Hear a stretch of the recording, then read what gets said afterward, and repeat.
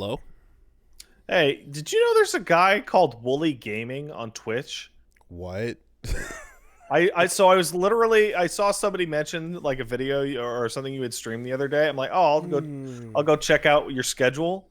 And I typed in Mm. Wooly into Mm-hmm. Twitch, and sure Mm-hmm. enough, Wooly Gaming is live. And I'm Awesome. like, what? Oh, weird. Awesome. Great. Cool. He Yeah. doesn't even look like you at all. Yeah, I mean, look, man, there's people out there, you know. I mean, I feel almost bad for whoever decided to sit on the at Wooly on Twitter, because that's another person that like probably just gets a bunch of shit that's not Yeah, that's remotely weird. even directed at them, but like it's like if you're gonna stick the fight out, then you choose to stick the fight out. Um, I can't control how much is gonna get sent your way, but I do feel that there was more than one time throughout these years where I've gotten messages from developers and people and stuff just being like, hey, someone's pretending to be you. I just want to check in and go like, see, is everything cool? Or someone I've Mhm. never spoken to is like, hey, there's people that like say they're you, but shit Mhm. doesn't match up. So what's up? You know? Yeah. That's weird. I've never encountered the copycat. And there was that time, I don't know if we talked about that bizarre email from the other Patrick Boivin, right? Yes, yes, there's That definitely was that. that was the most, I don't know how that got to us. I Um was Go ahead. and like there's like 13 different knockoff Pat Stares At channels on Twitch, Mm-hmm. most of which don't even bother to copy the logo, Mm. which I like. There's one that copies the logo. Mm-hmm. All the other ones don't even bother to copy the branding, and I'm like, wow, you guys aren't even trying. I Yeah, don't. that's the thought, right? It's like if you're going for parent confusion marketing, right? Then that's one thing where you're gonna try to copy everything you see and fake everybody into thinking it's something it's not. But if you're actually going for no, I'm doing my own thing, just using this name, it's like, what are you hoping to accomplish here? This is so weird. I mean, I was playing um Tony Hawk 1+2, and I Mhm. saw the and then the and like the of the new songs. There's a lot of great new songs, like I mentioned, and one of the new songs that pops up is from a group called Super Best Friends Club, and I was like, Okay, oh boy, like good luck with that's that, I good. guess. Yeah, yeah. Um, you know, that's Google just kind of napalms things in a way that you can. If you've got four words in your name, the first three are probably going to give you a hard time, guys. Then Luckily, the algorithm is there to determine which one you're really talking about. and there's been more than one just like sort of like straight up usage of Friday Night Fisticuffs in different Mhm. ways, places, and things. And Yeah, it's just I like, think there are like literally 10 different video series named Friday Night Fisticuffs. so like I can definitely say that at the time I started there wasn't, but it's a bit odd in the sense that there's homage and then there's just like, no, we're just taking the name. And It's there like, are zero for Saturday Night Scrub Lords or Saturday Morning yeah, Scrub Lords. yeah. But it's just Zero. like you can homage with a similar name, but like why literally just take the thing and then have everyone Uh, go, is this the thing? What is this? What are you doing? as somebody who speaks as a personality with a definitive lack of what I'm going to say intentional creativity, it's hard to come up with names. It's hard. Like Yeah, the but Pat Stares At name I came up with by going Giant Bomb Quick Look and substituting the names. well, but you took the step of changing a word. This is the Yeah. minimum I would suggest is like take the thing and change a word, like literally change your homework before handing it in. Don't just hand it I, in with someone I else's can't name on top wait. of the page. Is there a fucking other podcast called Castle Super Best? I mean, someone I wouldn't be surprised. Well, now there is, but it's Yeah, just, now there's the joke one. Yeah. it's just a weird thing. Like I don't know where where the thought process is supposed to go. But anyway, that's, yeah. What can you say? Sure. Mhm. Good luck to that person. Good luck, rip off channels that have. So here's the other thing that I genuinely don't understand. You know, when you see Mm-hmm. like a copycat channel or Mm-hmm. something, right? Mm-hmm. And you see that they've like stolen like 5 videos Mm-hmm. and then gave up. Yes. Because there's too many to keep doing this with. It's like, hey, look, if you want to sit there by your computer and do this twice a day, every single day of your life, in the hopes that you can somehow like scrape, some views together for whatever you're doing here, good Yeah. luck, man. Like, it's not. It's a lot. You're putting in like real work to get scraps. You might as well just at put this real point. work towards real work. Yeah. No, people are mysterious and confusing. But then again, Wooly, sometimes. none of us are putting in real work. Something that we should talk about later in the news. Oh boy.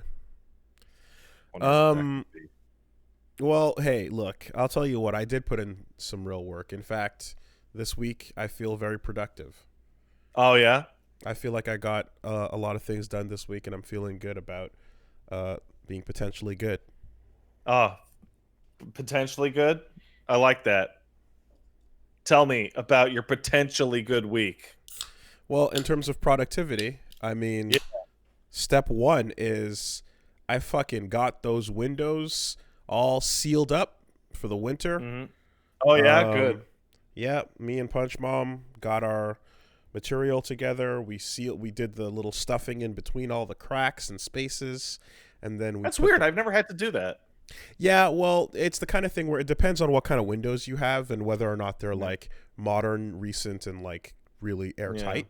But if you've got a place where you've got some windows that are a bit dated, then you got to do some work. Generally, haven't done it up until now because it's just like, whatever, let the draft come in and we'll just Yeah. deal with it. But like, after waking up with some sniffles and like catching a draft while sleeping and shit like that, I'm like, let's just deal with this. We live in an era in which waking up with sniffles is a coin flip of terror. So Hmm. fuck that. Fuck waking up with the sniffles. Also, it just generally lowers your immune system. You know what I mean? Like, if Hmm. you're constantly waking up like that. So, um, yeah, I don't know. So I said, let me just go for it this year and like see if we can get rid of some of the draft. And yeah, did the whole sealing and then put the plastic over the windows and have it completely sealed off. And it was nice. It's nice. It's a comfortable thing now. The heat actually stays in. The cold no longer comes in. And yeah, you just kind of feel like you got some house stuff done, you know? Would it be accurate to say that you have actually legitimately, no joke, updated your real Windows before updating your Windows? There you go. Literally. That's exactly what happened. Uh so yeah. Got him. Yeah. It's nice. It's nice. Um and then of course the second thing I did was I put out my Guilty Gear lore video, which I'd been working on for a very long time. So, thank you to everybody who's had lots of good feedback and things to say about that. Very happy that people enjoyed the music selection and that it hit the same. Some of the I can same. tell you enjoyed the music selection. Yes, in fact, I can tell. Like, obviously, there was some mixing issues. And I actually had a fixed version of that I had to that I couldn't I had a fixed version of that was mixed better, that at the last second I had to upload a previous version for technical problems, so don't worry about that. But anyway, that's what's up. And nowadays when I'm like, hey, I got shit to do, I got things to work on or whatever, rest assured I'm going back to write and script out more Guilty Gear lore.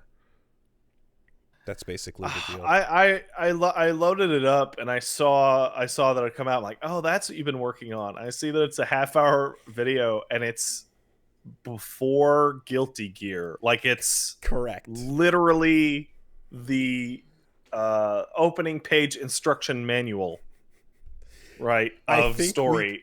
I believe we get to the first game's beginning. The intro of the first game drops at 25 minutes in.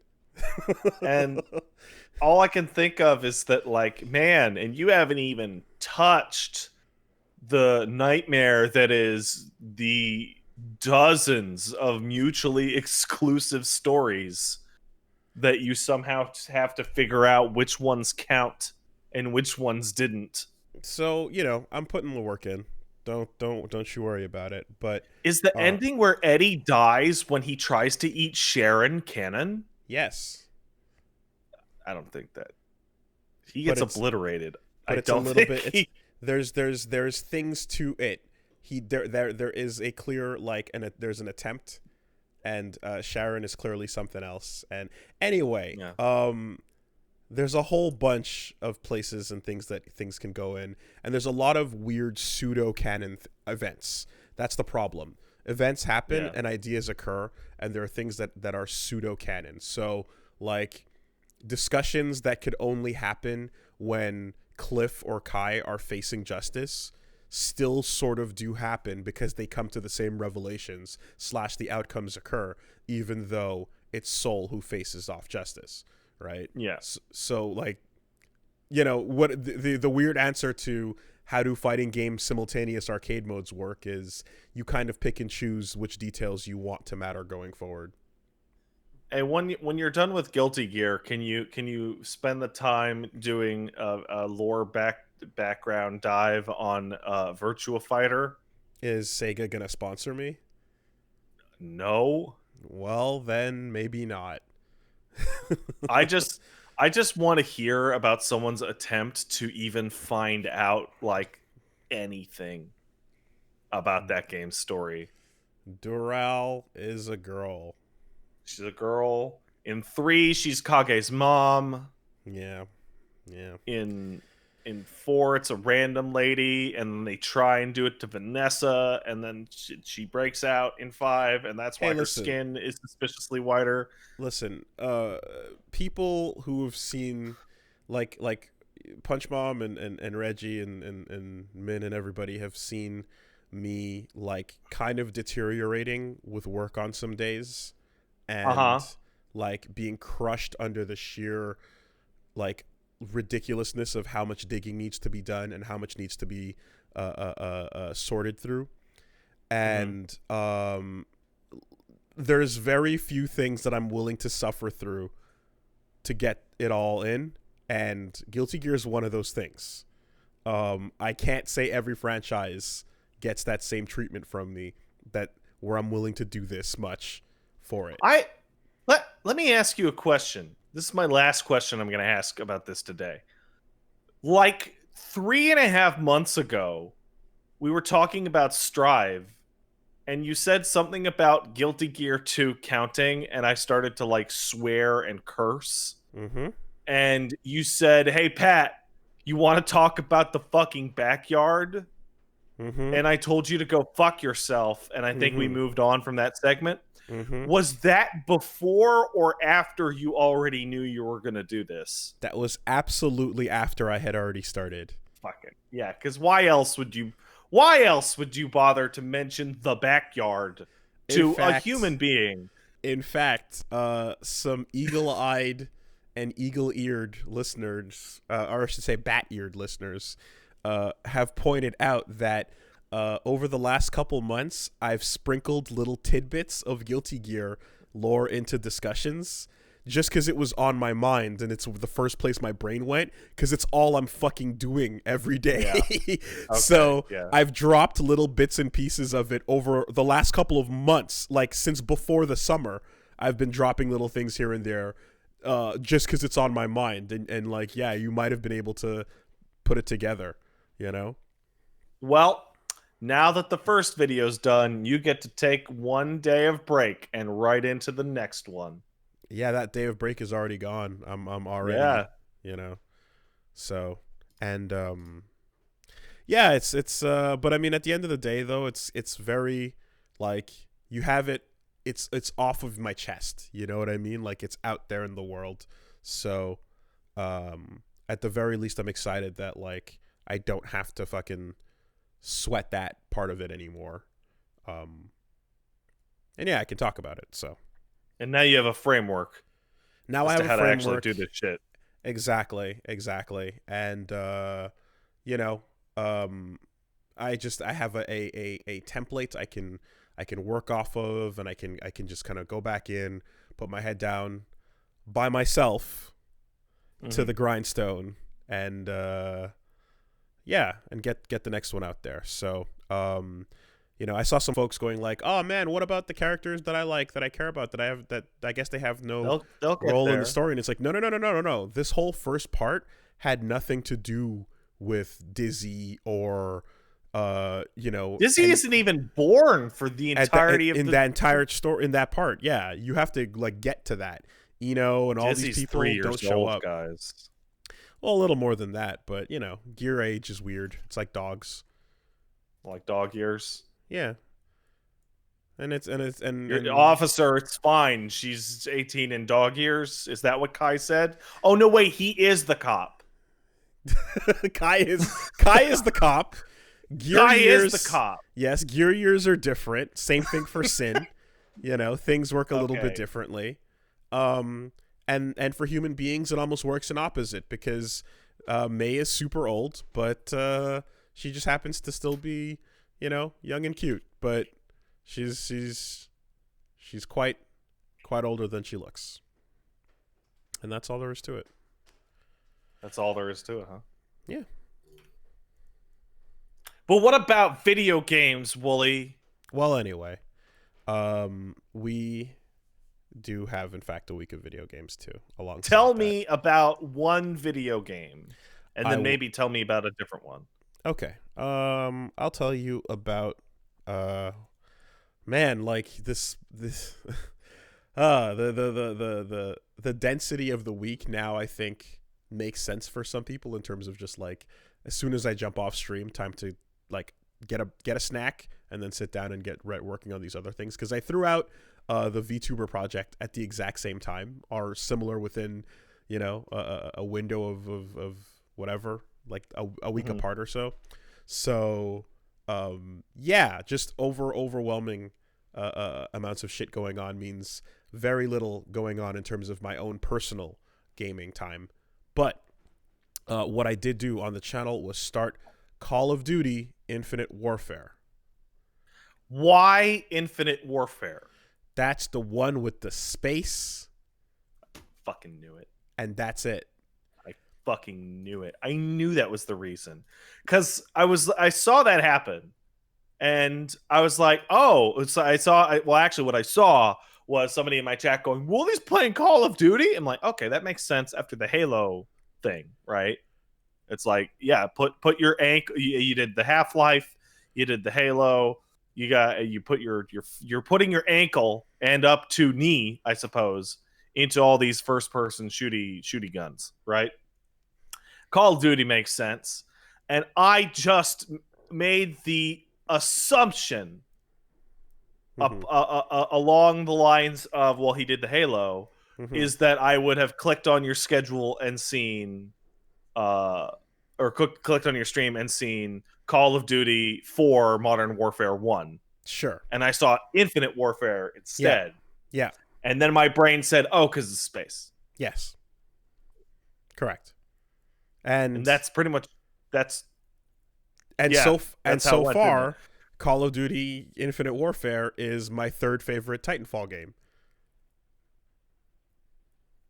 Uh-huh.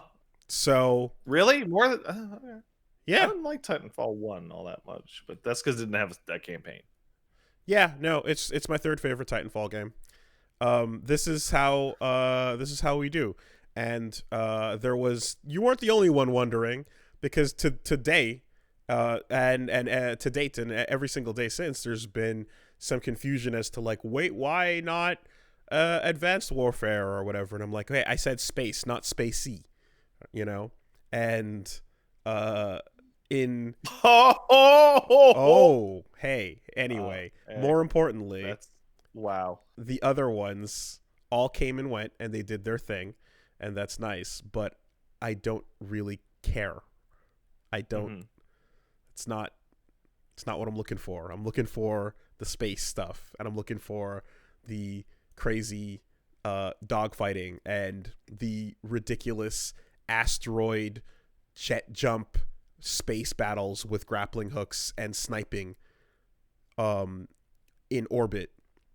And boy, does that not disappoint, because I've never seen there's a whole thing to zero gravity, like sniping and jetting and grappling, that is unlike any other game I've seen with that, and it's incredible. And I feel really like it's definitely sad that like this is still one of the most hated, most disliked videos on YouTube of all time, is the reveal trailer for this game.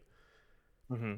Because it's so not Call of Duty compared to what people expected and wanted, and what, Which makes you go, "Oh, that's the one I want." 100%, 100%, 1000%. You know, but it's still one of the most disliked things ever. And it turns out like, we heard from people that were saying that like, yeah, I was usually playing every COD game with my crew, and my crew literally skipped over this one because they just went, fuck it, we don't want that. And so I never knew about how crazy this campaign was or how fucking good it got, because it was something that the friends all overlooked and shit. And I'm like, yeah, that's a bummer, man. But at the same time, like, I don't know, like, I get it. If you're here for, what Call of Duty usually delivers, then this is the waiter bringing you a completely different thing. I don't know. That whole thing was so baffling because, how do I put this? Like, that series had like almost defined itself by what do you call it? Setting jumps, right? So we got the World War II, and we got the World War II, and then we got the World War II, and then we got the World War II, and then we get the World War II, and I think we had Modern Warfare, and then we had the World War II. And then after that, it became, it's Modern Warfare a bunch. And then it was like kind of the future. And then Advanced it was, hey, Warfare. the 70s. Yeah. Right? And so it's like, it kind of like, I saw that and it was like, and Ghost was like, Ghost is the worst one. Ghost is just like kind of the apocalyptic future, and it sucks. But dog. Yeah. And so I figured that people would be more open to just the setting changes. You would hope, but it turns out that's not the case. It's a little bit like the sports franchises we were describing last week, where for the most part, the audience seems to be content with playing the hits and, just make sure that there's enough fresh stuff happening in multiplayer. And you got yourself a COD. You got yourself a big seller. It's got its zombies mode. It's got, all the features and bells and whistles. Mm-hmm. And yeah, I as a result, no one was asking for space. So when they got space, they were like, I didn't want dogfighting. I didn't want double jumps. I didn't want future energy guns. It's also one of those things where it's hard to tell, because as you're a person that does not play the COD Blops GRAW multiplayers, there are games in which people just turn on those because of a section that you will never ever see. Like, God, what was the one? I think it wasn't Advanced Warfare. It was the one after it that I played. I think it was Black Ops 3 or whatever, that the multiplayer was just like a spamming shitfest. I'm like, wow, this is goddamn awful. Holy fuck. All I can say is, as an outsider, playing this game and getting this triple I experience, it's fucking incredible so far. And You got yourself a little like a BT equivalent. You got Ethan on your team. He's the robot with the soul of a southern farmer. And you've got, you know, some really fun to control tight ass dogfighting. Like the thing in me, there was dogfighting in that. oh, there's amazing dogfighting, man.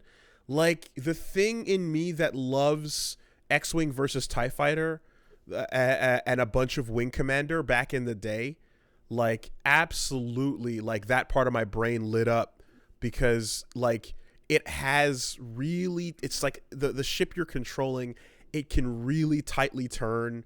It can swerve past like obstacles and like you're chasing down ace pilots. You've got a couple different things you can use, and you can change your weapons out and back at your base and fire missiles, and you can do that thing which is like the movie thing where you are locking onto a target. Yes. You're locking onto a target, and then you're swerving and tracking it behind it, and then you shoot your missiles, and then you hit it, and then you zoom past the explosion. You know, the movie thing. Is it as good at that as Ace Combat is? Ace Combat is dedicated to that. So yeah, the answer is no, because that's literally 85% of the Ace Combat. It's the entire franchise. But here's the thing, though, right? What's different and what's worth noting is that Ace Combat gives you a bunch of different vehicles with different feels to them, right? This gives you one thing that feels really good and steers really well. So, like, everything in Ace Combat does not corner and steer as tightly as what you're flying in Infinite Warfare, because real planes can't do that. But space planes can.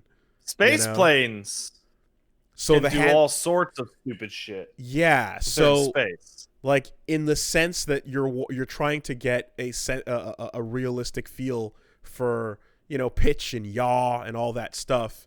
Space planes in Infinite Warfare don't have to abide by those rules, and they don't. But in the end, you just end up with a really wacky, fun thing where you can, like, you've got to release chaff to, like, you know, deflect their missiles coming at you.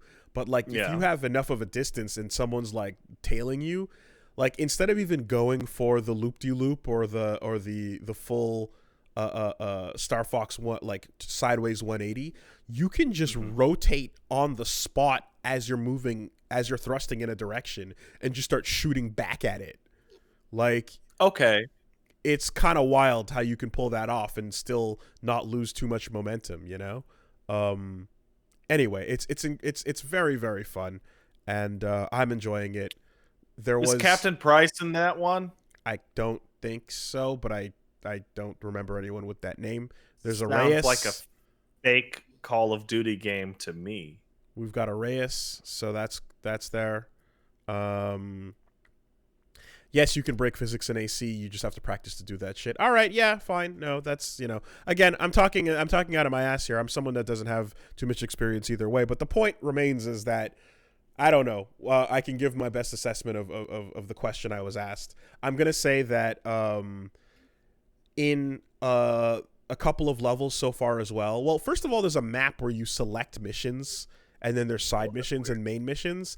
I don't know if Call of Duties usually do that, but I've been told that they don't. Black Ops 2 did something like that. Okay. So that's pretty interesting. You're looking at the solar system and deciding which planets to go to fight your battles against. That's weird. Space Jon Snow. And one of the ways that like some of those missions play out is like, yeah, so you pull up and you have to do a stealth mission in asteroid debris at a base located near the debris. So you have to stealth your way through these asteroids, hiding behind them, and then grappling hooking to your target, and then you space snipe, which of course launches your body in the opposite direction, and they get sniped out in space, and then you can grapple onto somebody and then do a QTE on them and push off, and then you have regular FPS controls, but left and right on the D-pad rotate you entirely so that your orientation Ah, can change. So if you find yourself upside down, you can take a shot and then float and then hold left or right on the D-pad and then change your orientation right to go right back up or to match wherever you're being targeted. Oh, somebody in the chat mentioned it. I didn't remember that Battlefield 1 was the game that came out alongside um, Infinite Warfare. What a clear distinction Mm-hmm, mm-hmm. between those two rival franchises. Mm-hmm, mm-hmm. And I'm definitely also seeing more than enough people have let me know that, like, you know what, all in all, it was all right, but it wasn't that impressive. Slash, it was okay, or it was like a low for the franchise in general. It's all uphill from there. And I understand if that's how you're feeling about it, but you have to also realize that for me personally, I'm picking the subject matter that I care the most about. So I'm gonna care more about these weird space things, grappling hooks, boosting, and dogfighting, and the non things that the other Call of Duties don't You necessarily don't have. know what you care about because you haven't played every Call of Duty game. That's true. That's super You true. like I mentioned Captain Price, and you were like, I don't think there's a guy with that name, and it hit me in my brain. Oh God, he doesn't even know who I'm fucking talking about. But I do know what I do like, Yo, and Captain Price is the shit, Wooly. the He's things that got that this big mustache. I believe you. What I'm trying to say is, like, I'm being told, no, you don't, you won't like there's other things you will like more and other things, and I'm like, maybe, but I'm telling you right now that the space sniping I'm describing, the dogfighting I'm describing, the robots I'm describing, and the overall sci-fi nature of this plot are the things that I'm loving the most about it. And that makes me happy, and that's the reason why I'm playing it. And I would definitely, out of curiosity, poke my head in at some point to see what was going on without those things. But those things being there puts it higher on my list of interest. So don't overestimate necessarily like what this might be for me versus what it might be for you. We're different people, you know? That's all I got. Yo, you can shoot a UAV out of the sky in Modern Warfare 2's multiplayer, man. I fucking took out That a shit was crazy. I took out a space dreadnought in orbit while like fucking swerving around it. And then like the space sniping mission I described, you then land and then you go inside the ship and then you take out some more dudes and then you pull into the space plane and then go into that dogfighting section, right? On Call foot of as Duty well. is Sorry. I was just no, gonna no, say no. on foot as well because I keep talking about those things. There's like some really cool shit that I enjoyed where it's like, okay, you have your tactical option where it's like, okay, you've got your grenade button and this future grenades. You've got the whatever trackers and all that shit. But then you have the thing that's like, yo, shield. You can pull up an energy shield and walk with it and Reinhardt dudes, while shooting from behind that. And I'm like, that's pretty rad. And you can also do hacking. Mm-hmm. So you can like check out a group of enemies, hack one, take it over, shoot everybody, and then detonate that person and things like that. So yeah, I was in the end. I was just like, that was pretty fun. That was pretty cool, man. There's something that because I haven't played all of the Call of Duty games. I've played a good ass amount of them, and I'm having what I saw happen to other people more succinctly here than I did when you were playing through Halo, and I'm trying to figure out a way to define this emotion for you Sure. because when you describe, hey man, I'm playing Call of Duty, I wanna see. I mean, you didn't say this, but I assume you want to see what the fuss is about this franchise that you've never touched, right? And that was obviously the case with Halo. Um, there's this weird feeling where you're always talking about the campaign, where at some point my brain goes, yeah, whatever. Mm-hmm. what about the real game, Yeah, okay. the multiplayer? Sure. Well, guess what? And all I can put it into a like an analogy is where somebody's like, "Hey man, what's your favorite Guilty Gear character?" And then you show them your lore video, Mm-hmm. Mm-hmm. and it's like, I meant what character do you like to play? Yeah, Like it's like a different planet. I hear you. And by that, you see the important thing to remember here is that I'm let's playing these games on the YouTube channel. So these are LPs that we're going through. Every one of these first-person shooters I've played has been an LP of the story mode, not multiplayer. Oh, obviously. No, I'm just talking about it in terms of discussion. Yeah. Well, I'm going to talk about what I'm doing, what I'm playing, which is the LP. You know what I mean? Like, that's at the end of the day, that's the subject matter that I have the information on, which is what I'm going to talk about. I can't talk about that which I don't know. What I did say is I believe that there's no actual zero gravity maps or gameplay modes in multiplayer. I think that would be crazy. That would be nuts, and I kind of would love to see it. That was my first thought about multiplayer. That's called Lawbreakers. I would like to see what that that game put that into the multiplayer, because it's a bit of a, like, it's an opportunity you have in this one game, and then you're not going to have it after this. This is the only time you can have some fun with it, so why not?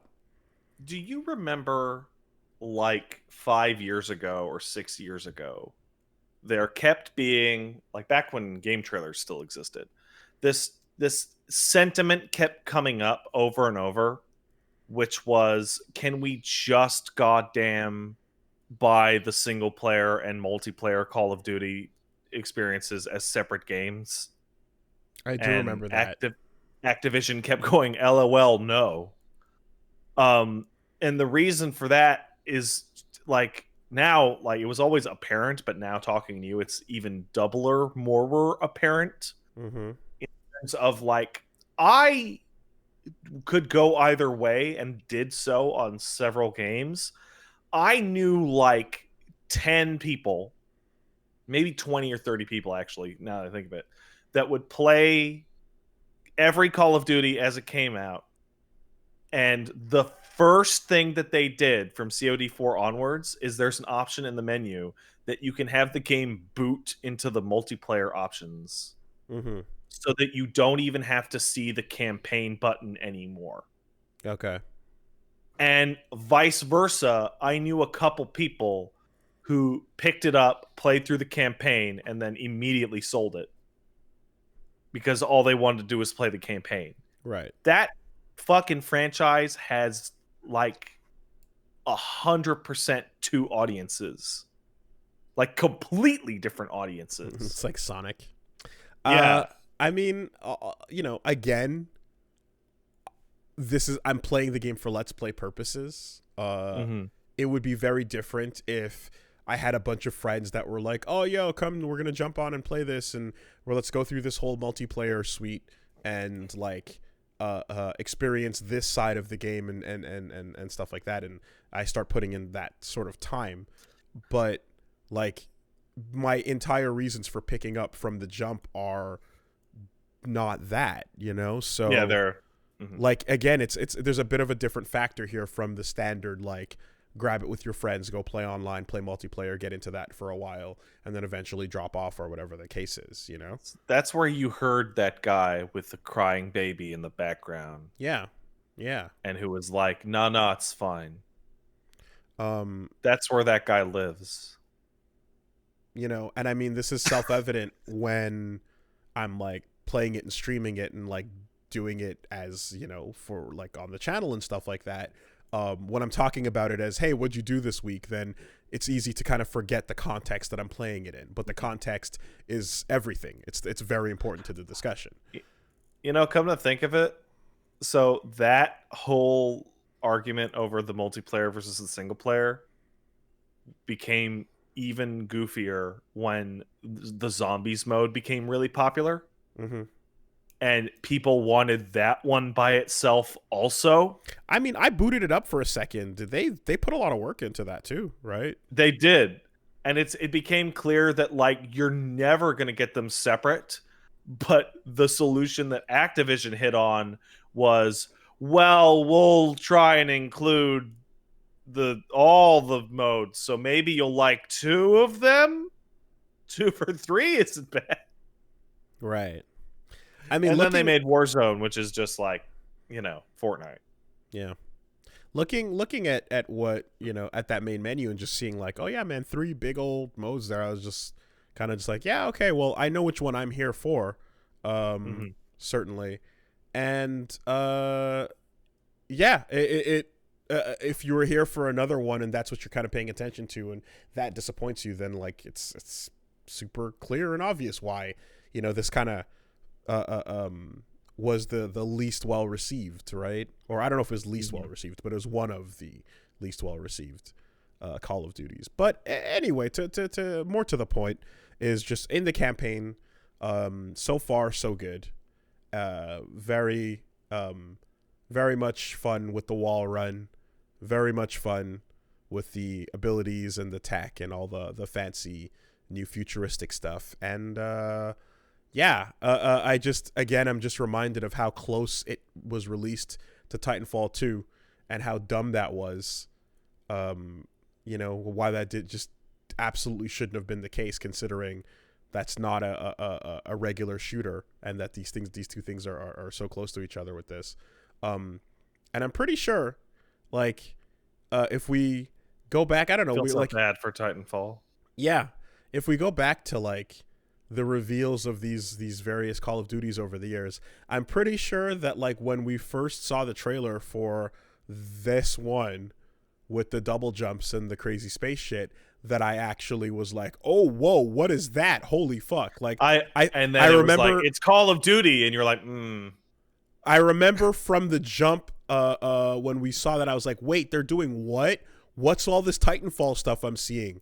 And that was already something that like stood out in my brain as a point of curiosity. So I'm coming back around to that question mark, and so far so good.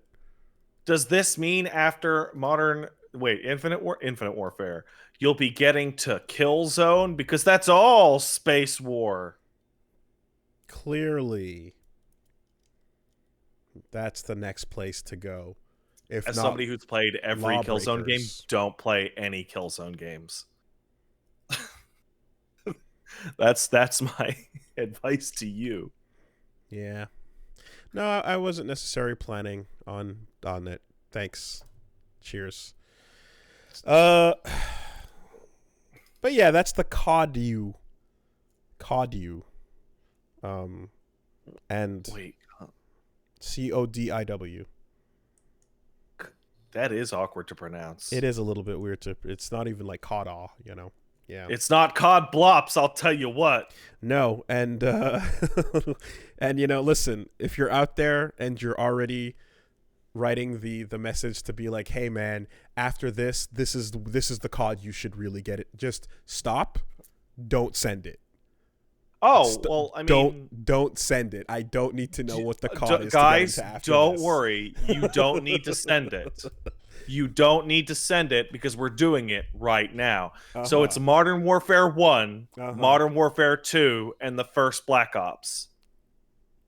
All right. Well, I promise That's the list. Well, I promise you I'm going other places. So this is a temporary stop off in space.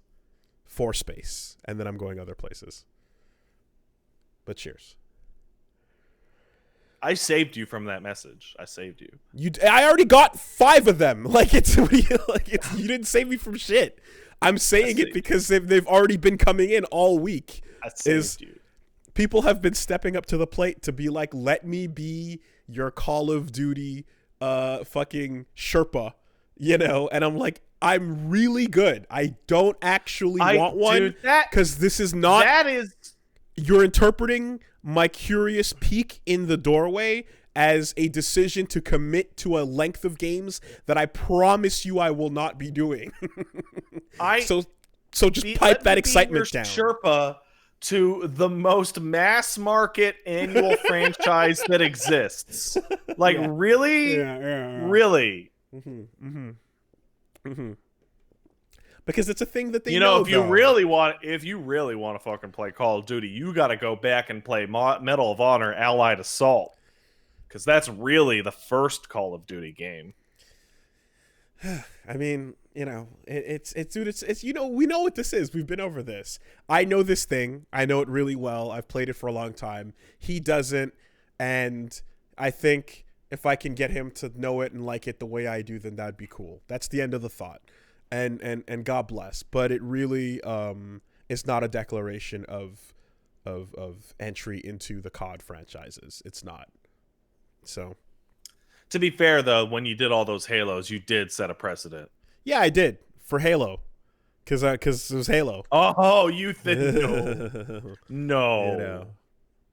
Oh, come on. Yeah, but no, this is. I mean, if you really want to keep that Halo train running, you got to do Destiny 1 next. Yeah, exactly. I bought and played Destiny 1 for a bit. I already super did. I had to delete it from my Xbone to make space the other day.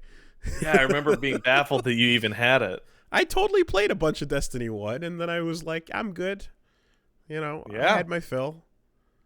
But yeah, that's all. This is a pit stop. I also, speaking of pit stops, took a pit stop back in the past and booted up Cross Tekken. Oh, so you went back to the past to play shitty games that suck ass, is what you would say? The fun thing about Cross Tekken is that it has actually had a new life, because the Discord community has gotten together to try and start playing it and whatnot, and they've patched all these problems themselves. Where, remember Games for Windows Live? Remember that thing? So that thing died, which meant you could no longer fucking play online in the game. You couldn't log in anymore. It literally made you unable to load your profile. So they hacked it to fix that so that you could at some point. And then also, if you couldn't log into your profile, you couldn't access all these DLC characters, which are already in the game. So you had to fucking hack that as well, and you could get that going. Yada, yada, yada. All this bullshit, dude. But I still had it. I still had it from last time. And the thing about it is that the 2013 version, the final update to it, was the one that people kind of left off on in a state where they're like, this is the best the game has been at. And people who love it like the state, like 2013. They like the final update. The one where people already committed to bad decisions state, don't worry, this is the least worst bad decision yet. I described that, like, some people that are current fans, kind of showed up in the stream for that to talk about it a bit. And as I explained, I'm like, hey, look, man, like, this game it's not what I was looking for. And I went into some of the problems that it had that I'm not a fan of, and a lot of the decisions that just were terrible at the time. Like, God bless, they exited the game giving it one final thing that made it better than the way it launched and the way it lived. It died in its best state. Is what I can say about it. It died in its best state, and it still is just full of things that I find really just like not at all what I wanted from that crossover. But going back to it, it's kind of amazing to to remember what that campaign was like at the time. And when I say campaign, I mean like the marketing of it, the features, and the amount of stuff that they thought people wanted in their fighting games that people could not want less of. So I think I tell this story every time Street Fighter Cross Tekken comes up, because it's the only thing I ever want to talk about Street Fighter Cross Tekken. and I'm about to talk about it again with a slight twist. Street Fighter Cross Tekken is the moment that I began to understand what I had already heard from people at Capcom, that lots and lots of people at Capcom allegedly fucking hate Yoshinori Ono. Like, fucking hate his ass. And that he screws up everybody's job, and that he busts up marketing shit, and then all that crap. And this was the first time that I was able to take that alleged hatred and understand it in a microcosm. Because Street Fighter Cross Tekken got announced at, I want to say, Comic-Con? It was a comic or SDCC or something like right. I think so, and it was Ono showed up with this fucking like really early build, early ass trailer, and showed up. I don't think there was even a trailer. I think it was literally just like, here's Ryu and Chun-Li, and there's Kazuya and Nina. They're gonna fight in the robot stage, yeah, and it looked really, really, really rough, right? And then later at E3, we saw the game's actual reveal trailer, which had it had the Namco logo come up, and then Kazuya was talking to a robot, and he was saying, "Oh man, Jin, you bitch! I found that guy you were looking for." And it cuts down to Ryu, and he's standing on Ryu's head. And then the music kicks in and the Capcom logo comes up. And I instantly understood that a pop-off was stolen from you. Oro literally could not wait to show it off, even though there was a team of people building a expensive CG trailer specifically for a 1 second realization moment. That I said Oro? Okay. Oh no. Of like, oh my god, they're gonna do it, right? And when he showed that shit off at SDCC, those people must have like wanted to kill themselves. The pop-off was stolen and squandered. Like, yeah, that would have been a moment, for sure. And he had to have known that. And not only that, but like, it just, what he showed was so early that it was like a what the fuck moment, but it was a bad first impression, too. It wasn't the impression that you would have gotten off of that initial drop. No, for sure. He just stepped all over it. But I want to be the guy who announces it to the fans. Yes. Gotta be me. And like, if you ever wonder about why everybody seems to hear that Ono's a shitbag, think of this moment. Where, because I want to be the one to announce the thing, I'm going to tank an entire division's work for a quarter. Yeah. You know, you have to wonder if that habit showed itself in other places, in other games at other times. You might have to wonder if there are other games that have where that story. Where there are other games that were horribly damaged, ruined, or possibly even canceled because of that attitude. You have to really wonder. Yep. Well, what ended up happening... That's all I can see when I see Cross Tekken. I see that moment, and I see allegedly a bunch of other moments. Well, what we ended up with, you know, was 30-60-90. It was gems. It was Pandora mode. Oh man. Which I mean, some of the funniest moments of the night, dude, were some last second Pandoras. Like, fuck everything. I'm about to die. Sacrifice your partner for time on the clock, you know.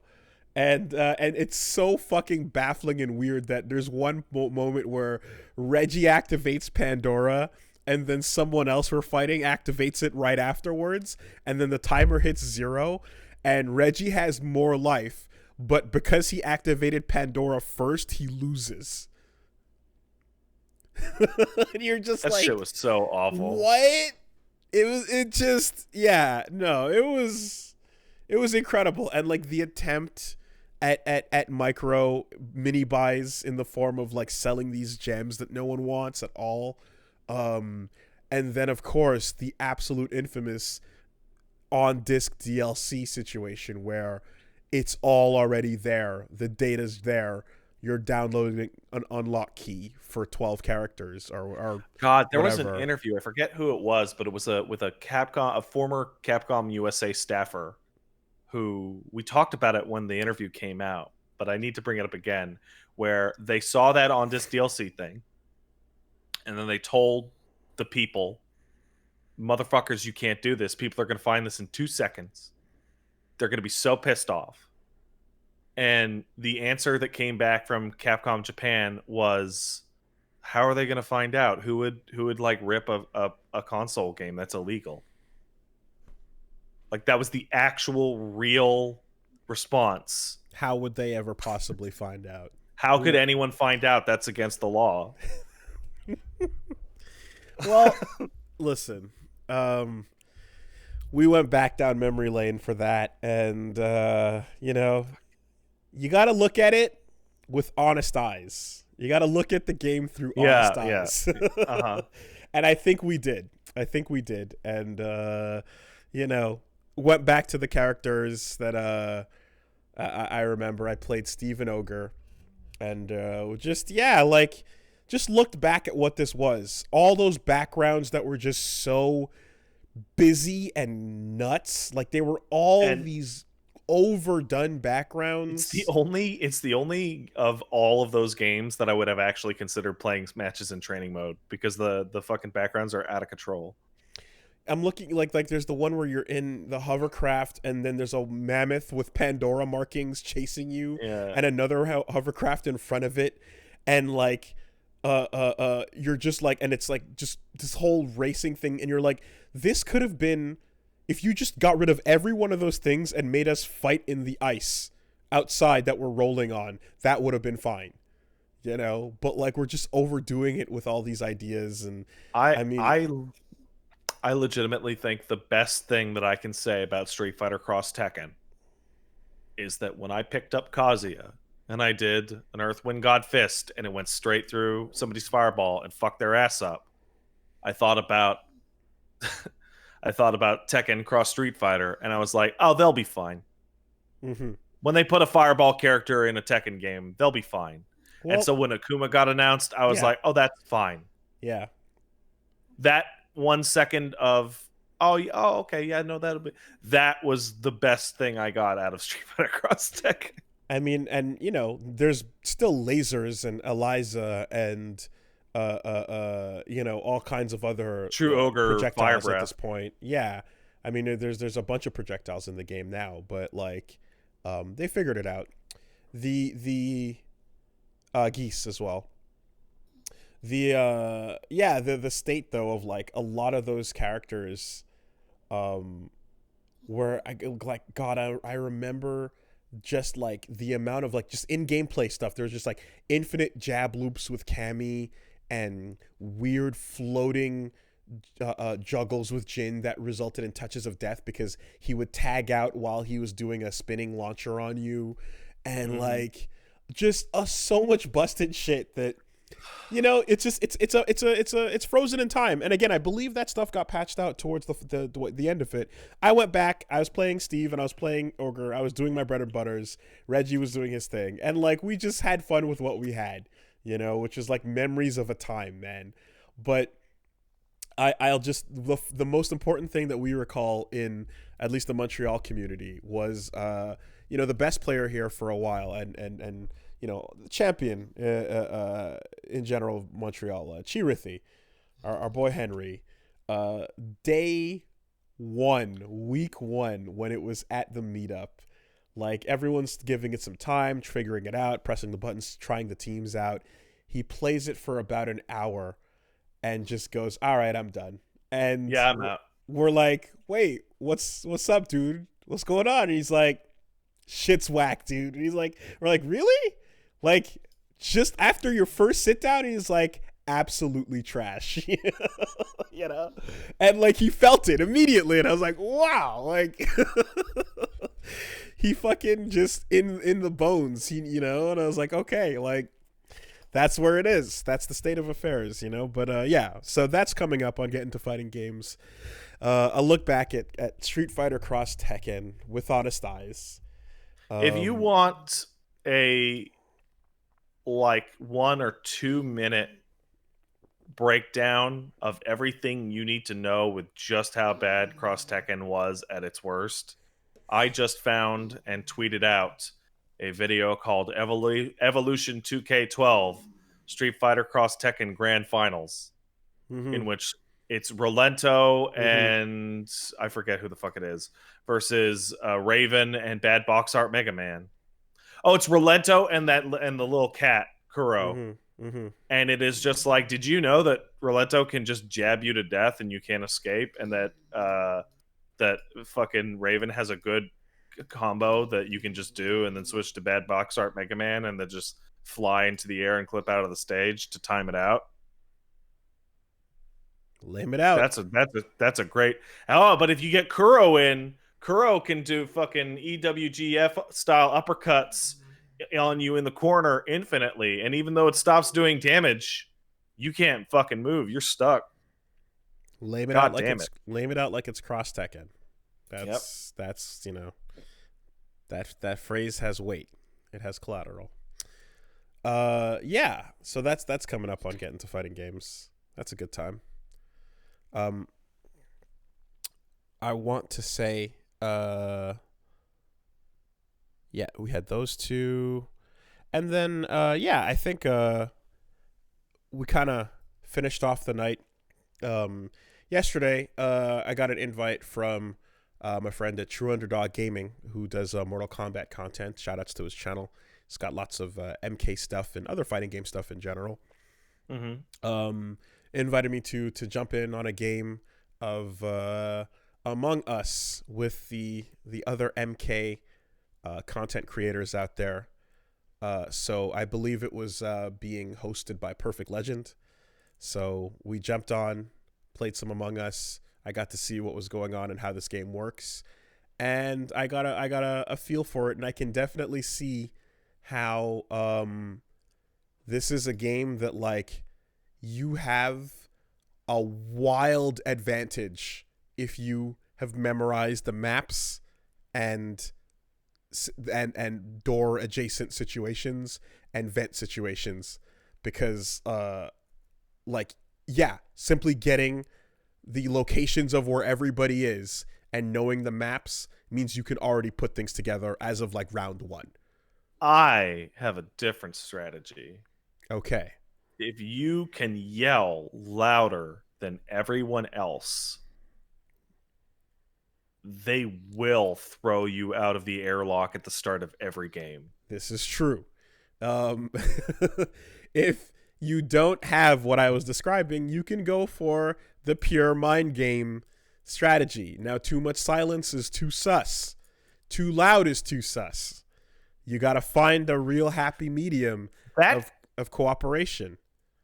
That game had a very bizarre effect where the longer you play it, the worse it gets.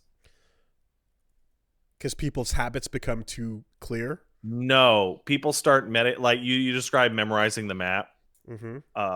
People start to metagame it super hard, and the fucking the mystery starts to fall away. But also, over a long enough period of time, you either start to understand every single one of your friends' direct tells, or everything is sus now.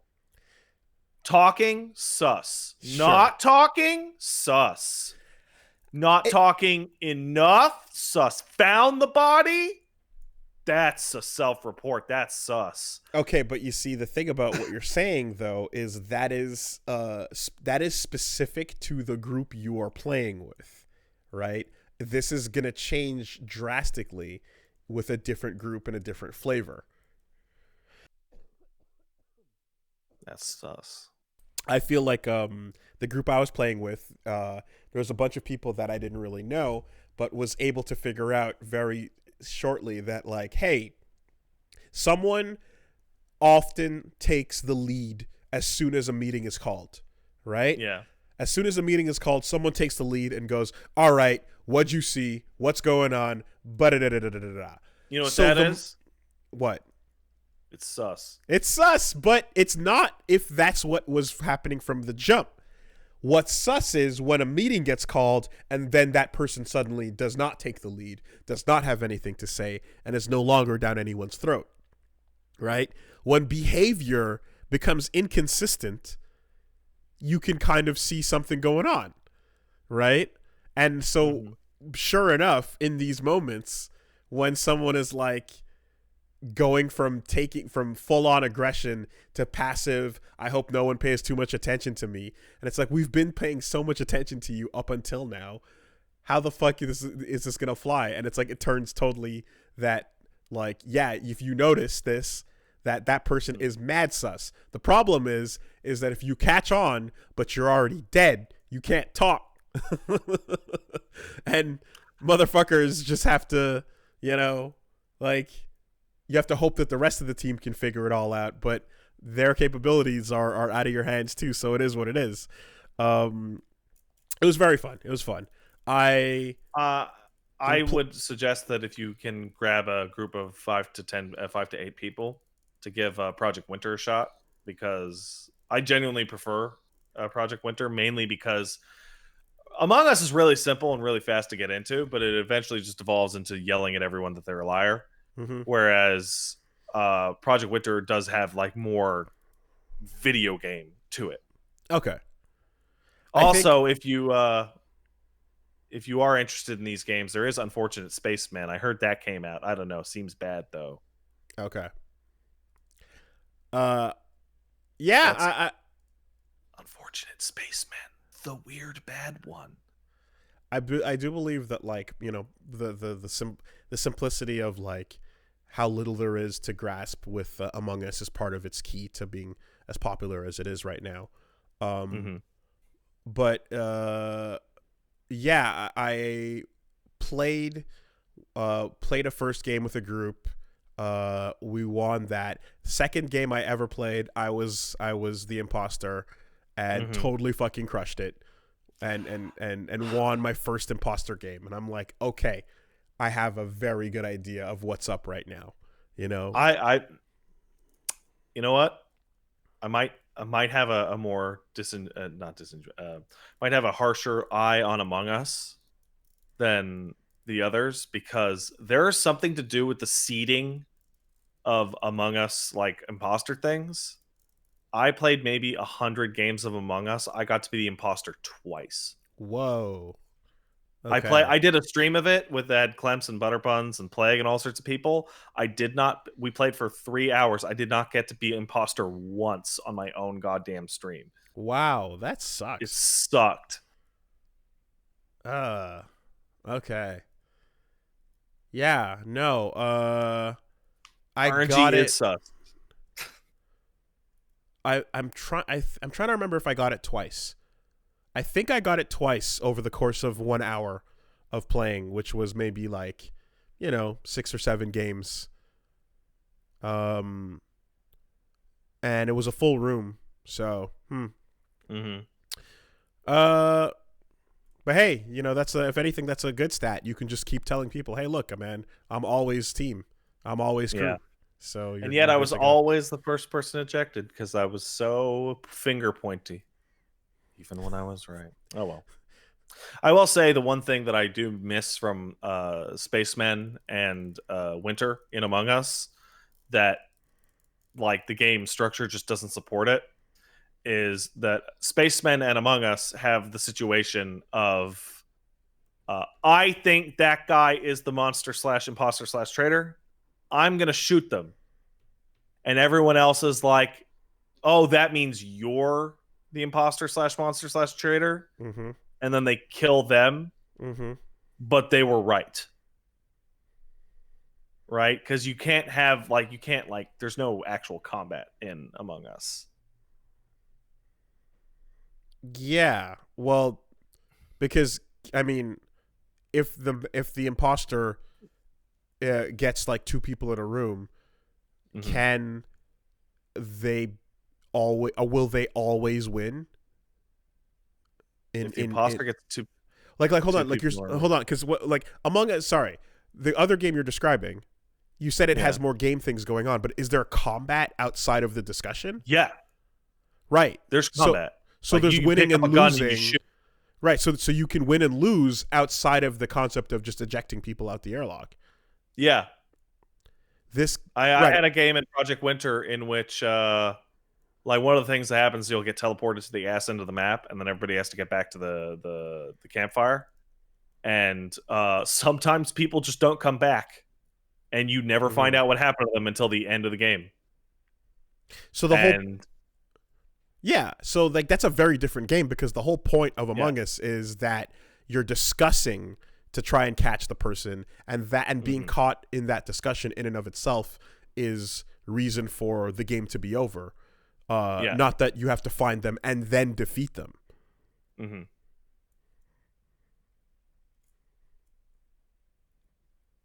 Yeah, that's why I'm saying Among Us eventually boils down to just yelling at all your friends that they're liars, whereas Winter and Spacemen have like video game in it. Okay. Yeah, I see it as two different goals ultimately, but interesting. This dog is so fucking fat.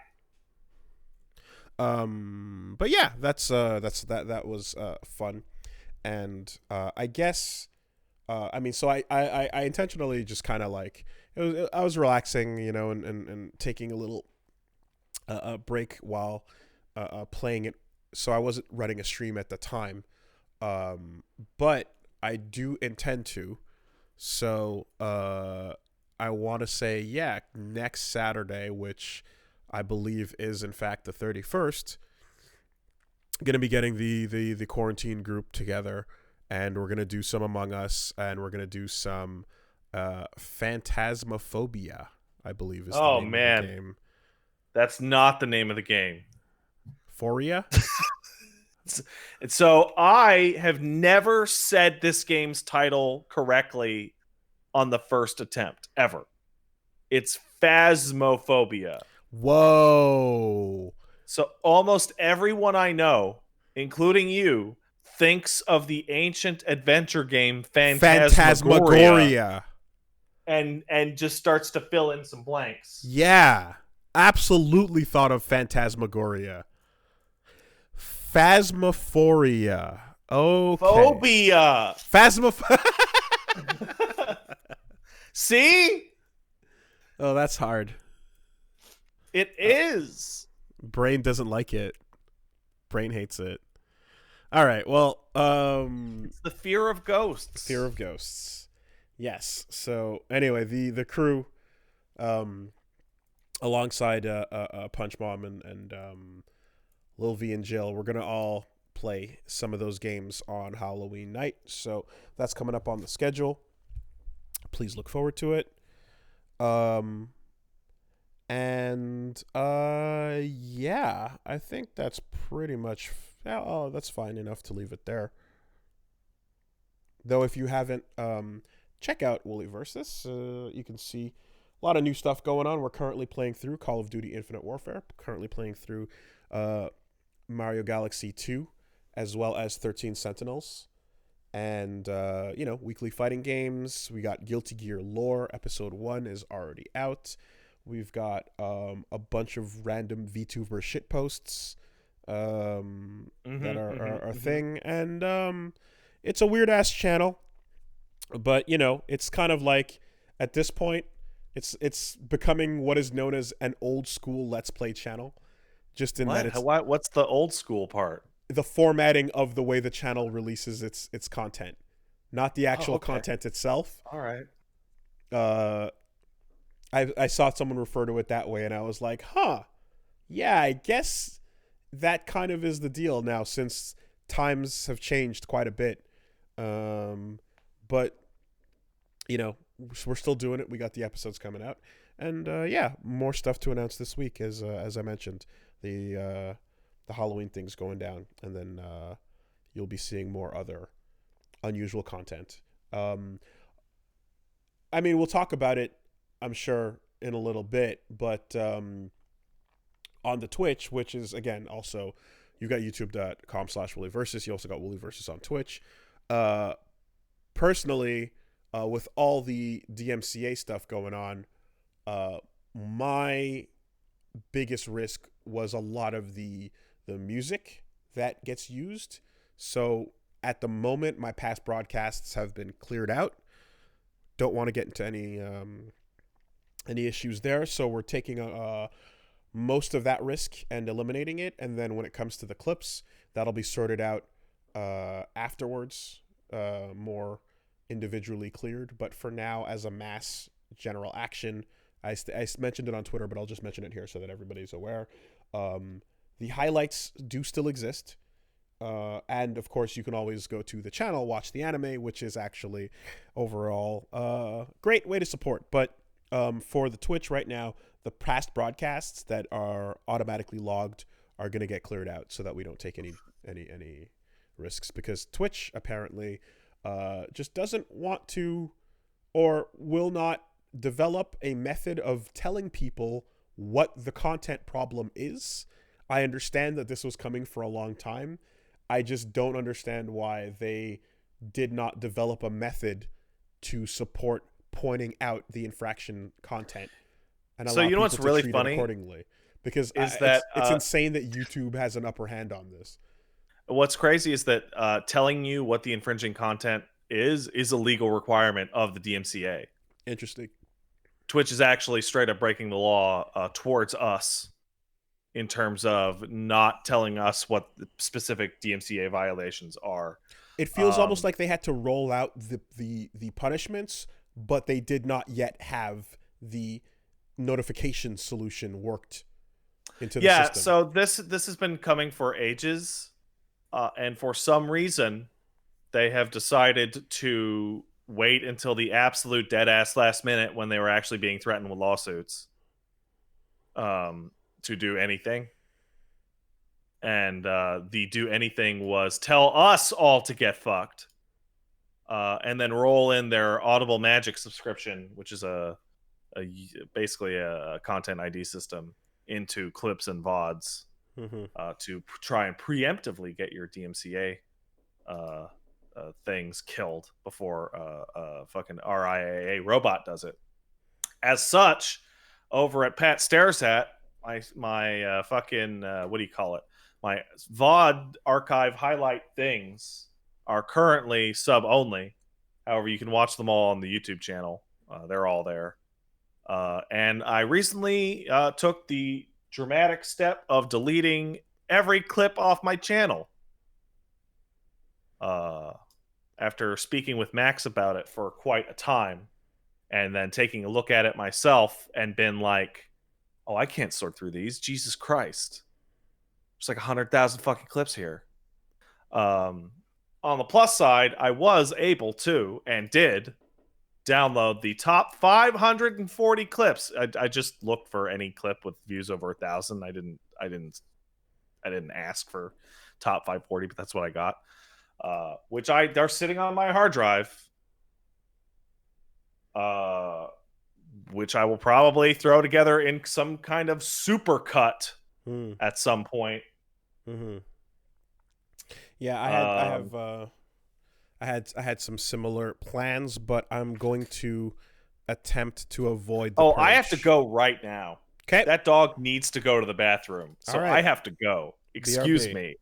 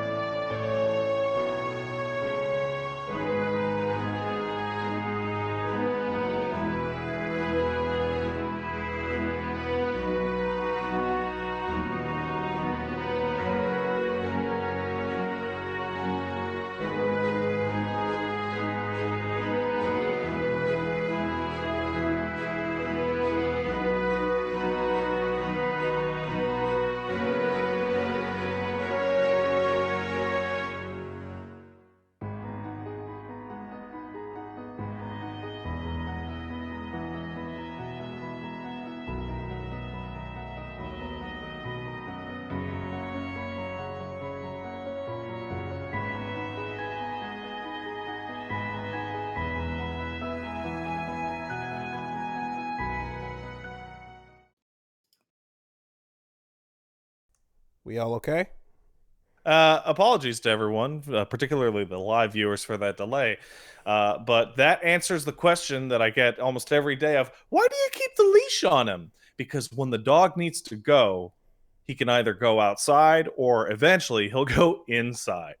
And as my significant other, lovely compatriot Peach Saliva, is currently near bedridden with back issues, I'm on dog duty for the time being.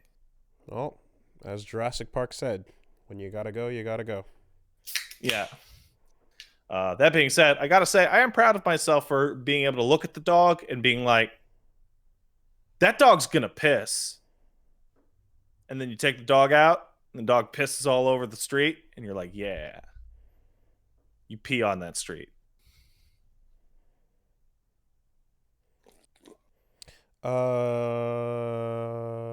Yeah.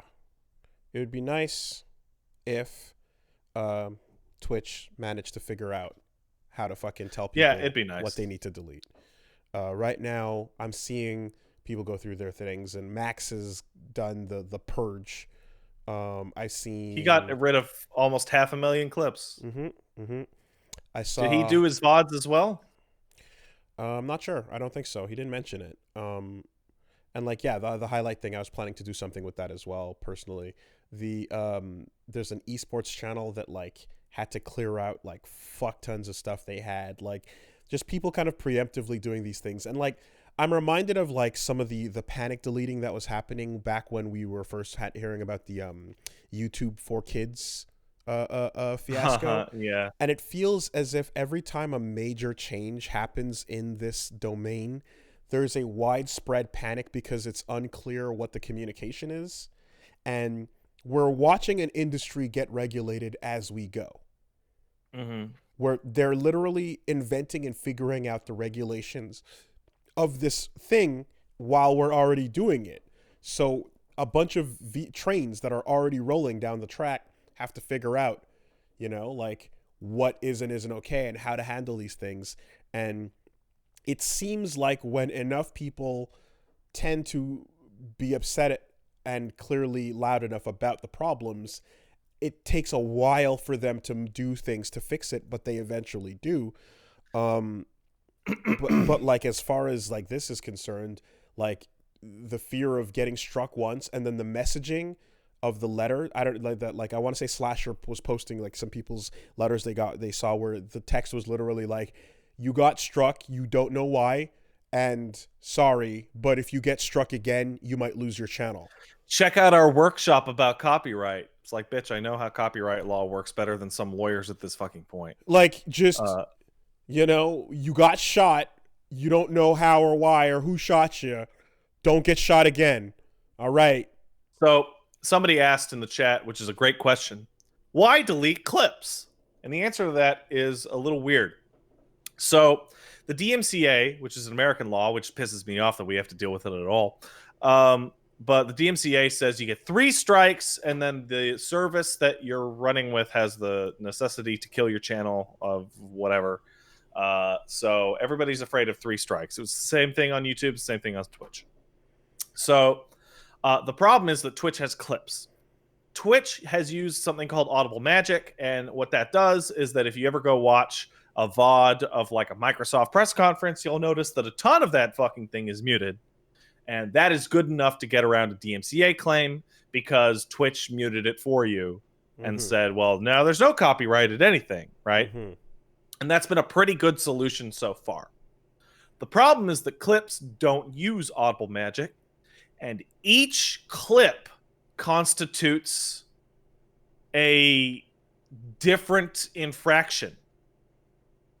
So if I was, say, watching Sony unveil the PS5 and had a big pop-off, and in the background they were playing a Beatles song, and that pop-off got clipped a bunch of times, I could wake up to dozens of strikes in the morning with an auto-deleted channel. That's why people are deleting clips. Because clips are too easy to make, and so there's a billion of them. There are way too many to sort through. I was looking through the amount of clips I had. It would literally take me like an entire year of doing nothing but just to sort through the clips I already have. And it's also why making clips for the time being until I can confirm that the solution has been reached or see how this shakes out.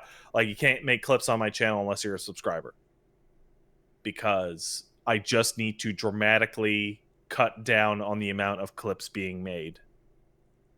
And also when I went through that list of top clips, I'm like, I'm seeing a lot of familiar names in here of people making these clips.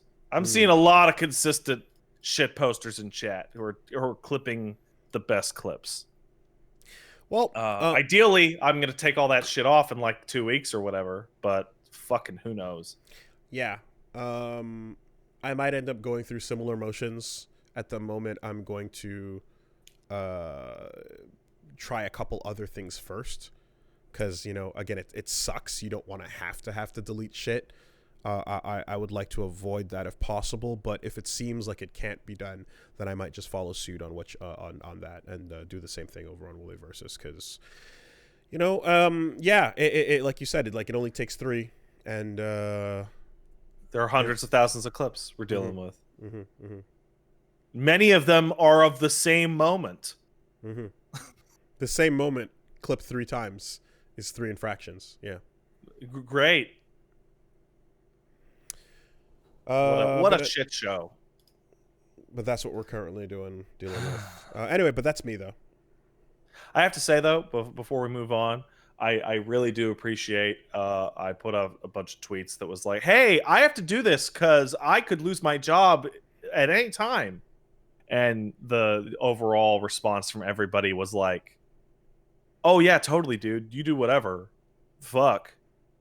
I appreciate that. Yeah, well, because everyone's going through it right now, and they're quite. It's clearly the platform that's causing everyone to try different solutions. You know what I mean? There's no like set thing, because different channels at different scales have different levels of problem. You know? Yeah. So yeah, everyone's being pretty cool about that. What a bunch of butt. All right, well, moving on to my part of the week. I had a big week of video games. One, I've discovered again that that obnoxious habit that some people have, which is when they think something's really funny or really like something a lot, they just start to absorb it with their words. And I keep catching myself giving weird inflections to shit because I watched so much Tim Rogers over the past week. I'm calling things action monsters. And I have said the word contending a couple times. Good. This is good. This is good. God, Tim's so crazy. Like, the Last of Us review that has like a 15-minute portion of which he just details the junk that sits in a fucking plastic bin behind his couch and why these are the only video game things that he kept. I'm like, this is like 40 minutes into this Last of Us review. Are you going to get to it? And then he finishes that off and it jumps into like a review of Out of This World instead. It's like, okay, all right. What am I thinking here? I did see that thanks to the conversation, Ludwig was turned on to Tim, who in turn was like, "Oh shit!" And then they had a little Twitter moment, and it was like, "Hey, there it is." And then me and Plague and Paige jumped in there, and be like, "Us too. we're cool." And it didn't work. That Let's Mosey video series is really good. I somehow missed. He worked at Kotaku during the period that I was like, man, fuck Kotaku. I'm never going to that website again. Yeah, which continues to this day. He shot some videos over there. I remember. And I missed literally all of them, so that's cool. But what did I do for myself for video games? I don't know, Willie. Do you have this problem where you get to Monday and the prior Monday seems so far away that you actually have to go look at your own channel to see what you played that week? I literally look at my schedule before I sit down here. I have my schedule open in a tab, and I'm looking at it. I have to look at the schedule 100%. It's weird, right? It's very weird, but this is... I can't tell if I played Doom 2 weeks ago or this week, and the answer is I played it this week. Well, here's the Doom truth, Eternal though, DLC. Like, and I think you have this as well, is like the podcast serves as a regulator. Yeah. For every week in terms of like a block of time has passed, you know? Yeah, it's my only point of time. And you use and when you you come back around to it going like, oh, what the fuck was that? Okay, all right. What was right. Okay. And then you piece the week together every Monday because this serves as a constant that is like, yeah, a divider. Especially with me, because I change my schedule all the time. Like, that schedule's a suggestion. So, like, I can't look at that to determine when things happened. So, Doom Eternal Curse of the Ancient Gods Part 1, a title that drives me crazy because the YouTube upload is literally called Pat Stares at Doom Eternal Curse of the Ancient Gods Part 1, Part 1. Yeah. That came out. And Wooly, I'm going to assume you're going to hit that at some point, either in your spare time or on your channel. Absolutely. I have 3 things that you can do. You can... what difficulty did you play the game on? Doom Eternal. Was it not the one? Plenty. I forget. I think it was either normal or one above that. I think it was okay. It wasn't the hardest, definitely not, because I started a playthrough on the hardest and started going through that just to get myself better. But it was either normal or the one above it. Okay, people are saying that you played on normal and it was Hurt Me Plenty, which makes sense. Normal, yeah. So, my advice to you when you play Doom Eternal Curse of the Ancient Gods Part 1, you can do one of 3 things. Practice beforehand, turn the difficulty down 1, or suffer. Those are your 3 options. The DLC for Doom Eternal is so weird because, okay, you've played a million games, Wooly, you'll understand this. So, when you get a DLC, the DLC always says, hey man, you didn't play this game. You beat this 6 months ago, right? Or 3 months ago or whatever, right? And okay, so what we're going to do is we're going to start the DLC at about the difficulty of the middle level, right? And then the ceiling is higher. We're going to ramp it up to just a bit harder than the final level in the final level of the DLC, right? So it's like the same curve but faster, and it peaks like one note higher because you're doing what you've done. Yeah. The Doom Eternal DLC is literally pretending to just be no, the game was actually longer. Okay. So it starts where you left off. Remember the difficulty curve that went up all the way to the Icon of Sin? Sure. What would the next level of that be? Is the first level of this DLC. How many Marauders? In the first level, 2. Yeah, okay. All right. There's a regular one in the 3rd room of the DLC. It is I want to go back and look at my stream. I want to say that like the 4th or 5th encounter took me like 45 minutes to an hour. Okay. Like it is very, very obviously immediately harder than the final level because the final level is no longer the final level anymore. Right. And that just it just goes. So like, holy shit. The music's still great. It's made by I forget his name. Sorry, dude, but it's made by the Dusk composer, which feels really appropriate. There's a new type of upgrade called support runes, which is really good. And it's 3 levels long, but the levels in the DLC are even longer than the ones in the base game. Andrew Hulshult. Andrew Hulshult. So yeah, the levels in the DLC are even longer than the base game levels. So there's only 3, but it's like 4, which is a good chunk. And it's insanely hard. It's insanely hard. When's the last time you touched Doom prior to this? The day I beat it on stream. Which was launch. Like 6 days after the game came out. Yeah, okay. So the rust is set. Now, if you came up with or figured out your solutions for every enemy type, the thing that should make this doable is remembering your patterns and applying them. No. It assumes you know every enemy type and exactly how to kill all of them. Yeah. So like as we discuss each type, you're like, okay, like apply that. Now what else can we remix the situation with, right? Okay, well, I can tell you, there's 2 big things. One, your Crucible was broken in the final encounter, so that no longer exists. Which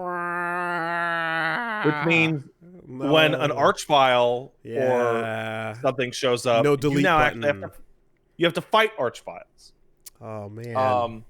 There was a one of the in the second level, one of the trials, like one of the boss battle encounters, had 2 Archviles and a Doom Hunter, as well as the regular like slate of shield guys, the shield popping guys, imps, ghosts, like just.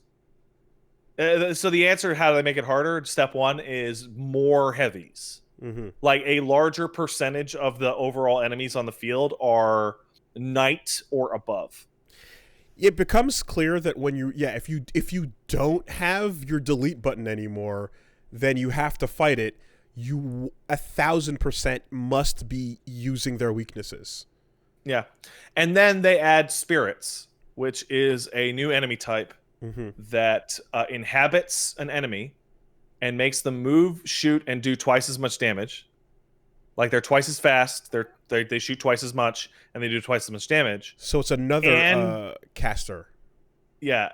Well, it'll take an Arachnotron and it'll inhabit them, and that'll be like a blue glowy Arachnotron. Okay. Right? Okay. And the Arachnotron will then be twice as fast, do twice as much more damage, and shoot twice as fast.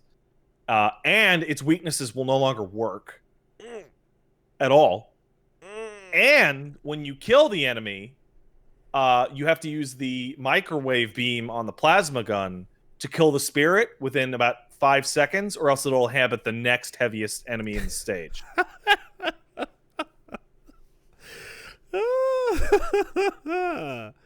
So the fight that got me the worst in the final level was fucking.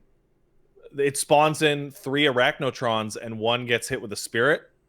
And I'm like, I literally have to run from this spirit Arachnotron, which will kill me in a second, and kill the other 2, because if I kill the spirit one and then try and buzz it down, they'll ice me in a second. Oh, wow. Okay. Yeah, Ghostbusters. And I guess straight up. So it's pretty great. It's not as good as the base game. It's DLC. Okay, does it touch the guy you meet and his son, Icon of Sin, and the traitor? Damn, okay. No. All right. So it's not as good for 2 reasons. One, it's way buggier. Like I got to look through the world a couple times. I got caught in a respawn loop. I keep getting stuck on the environment. Like it is a way buggier game.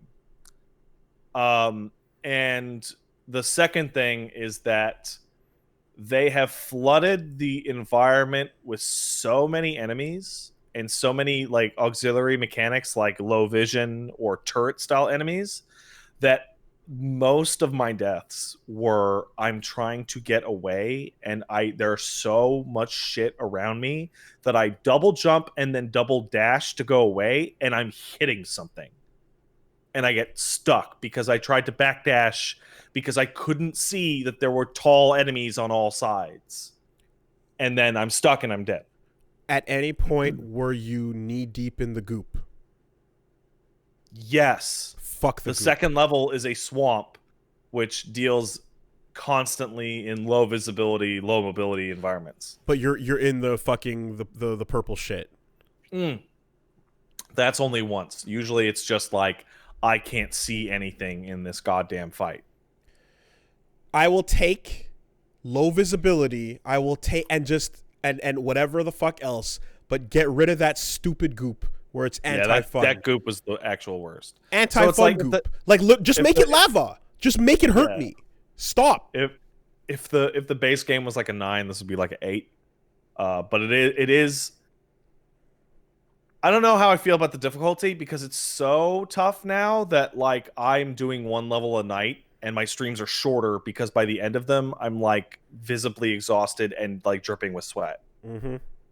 Because and a lot of the deaths feel actually unfair. They feel like I literally got clipped on a goddamn tree that in the base game I would have like, slid past or nudged past. Like sometime when you're like cycling back, when you're like whatever, like moving away from a threat or something like that, like you're getting caught on things. Yeah. Like you'll jump and then you'll go to dash away, but there's so many big heavies that you went to dash away, but there was an incubus behind you. Mm-hmm. Sorry, there's a mancubus behind you, or there was a cyber demon to your left that you couldn't see, but they like the levels seem too small for the amount of gigantic enemies they're throwing at you. Mm-hmm. And what are you playing it on? PC. No, I mean what difficulty? Oh, ultra violence. Okay. I of the 3 options I gave to you earlier, I chose suffer. Okay. Because I started playing it and I was like an hour in and had not gotten past 4 rooms. And my chat was like, "You need to turn that shit down." And I'm like, "No, I don't. You need to shut up. I'm gonna do this because I'm a big man." Okay. Yeah. So this is part 1 of the Doom Eternal. What's the DLC specifically called? Curse of the Ancient Gods Part 1. Okay. Boy. Wait, why is it not called Curse of the Ancient Gods anymore? Now it's called just the Ancient Gods? Okay, well, there you go. Shorter, sweeter, fixes your problem, to the point. Done and done. People Doom will figure Eternal, out The what Ancient I'm Gods, talking Part about. 1. Sure. It's But based on that, then I don't think we have a statement on how long this is supposed to last. Oh yeah, I have no idea. Like, I mean, it's weird. It's there's more levels. Like that's the DLC. Doom Eternal, more levels.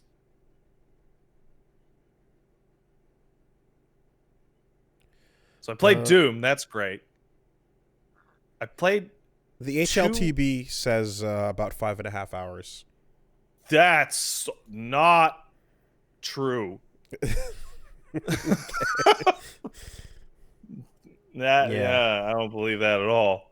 I also played 2 other narrative-focused games, one good and one bad. So I was very excited for Amnesia Rebirth because the original Amnesia was really great. And then A Machine for Pigs was like one of the worst sequels ever. I'd put it up with A Machine for Pigs is the DMC2 of horror games.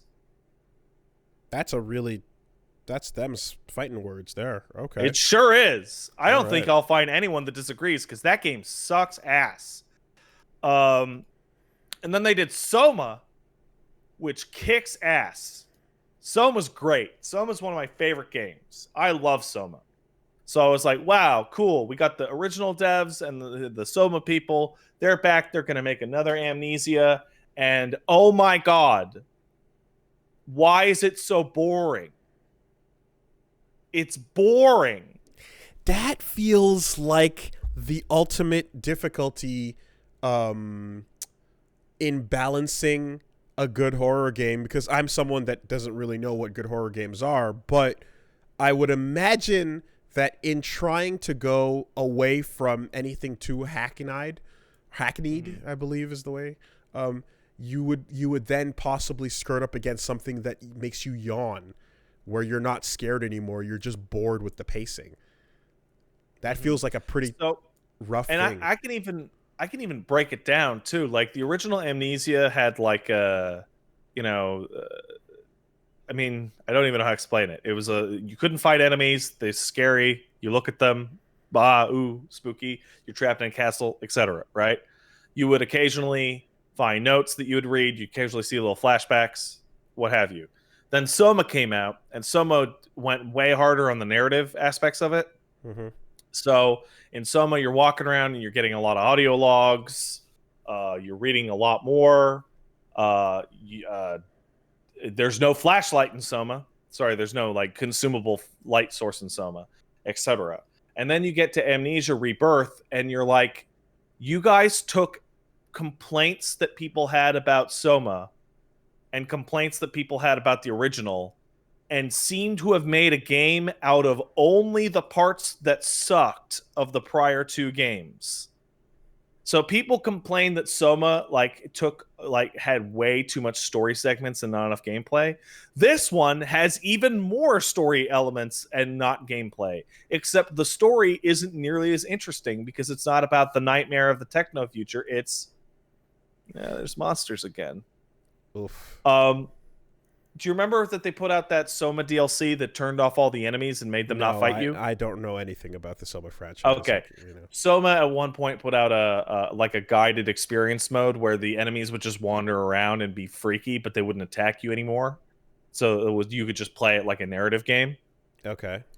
Fucking what do you call it? Amnesia Rebirth. I played that game for 4.5, 5 hours. There's almost no enemies in that game to hide from. Like the classic, I'm gonna use air quotes, Amnesia gameplay of you need to solve a puzzle in this dark space, but there's a monster roaming about that you have to avoid. Mm-hmm. I did that like twice. So what is it replaced with? Wandering around and atmosphere, getting flashbacks about the journey you made before you had amnesia, and reading documents, and but it's like the type of story they're telling, which is about Cthulhu-esque pregnancy, while cool, is not nearly as interesting to me about the nightmare that is transhumanism.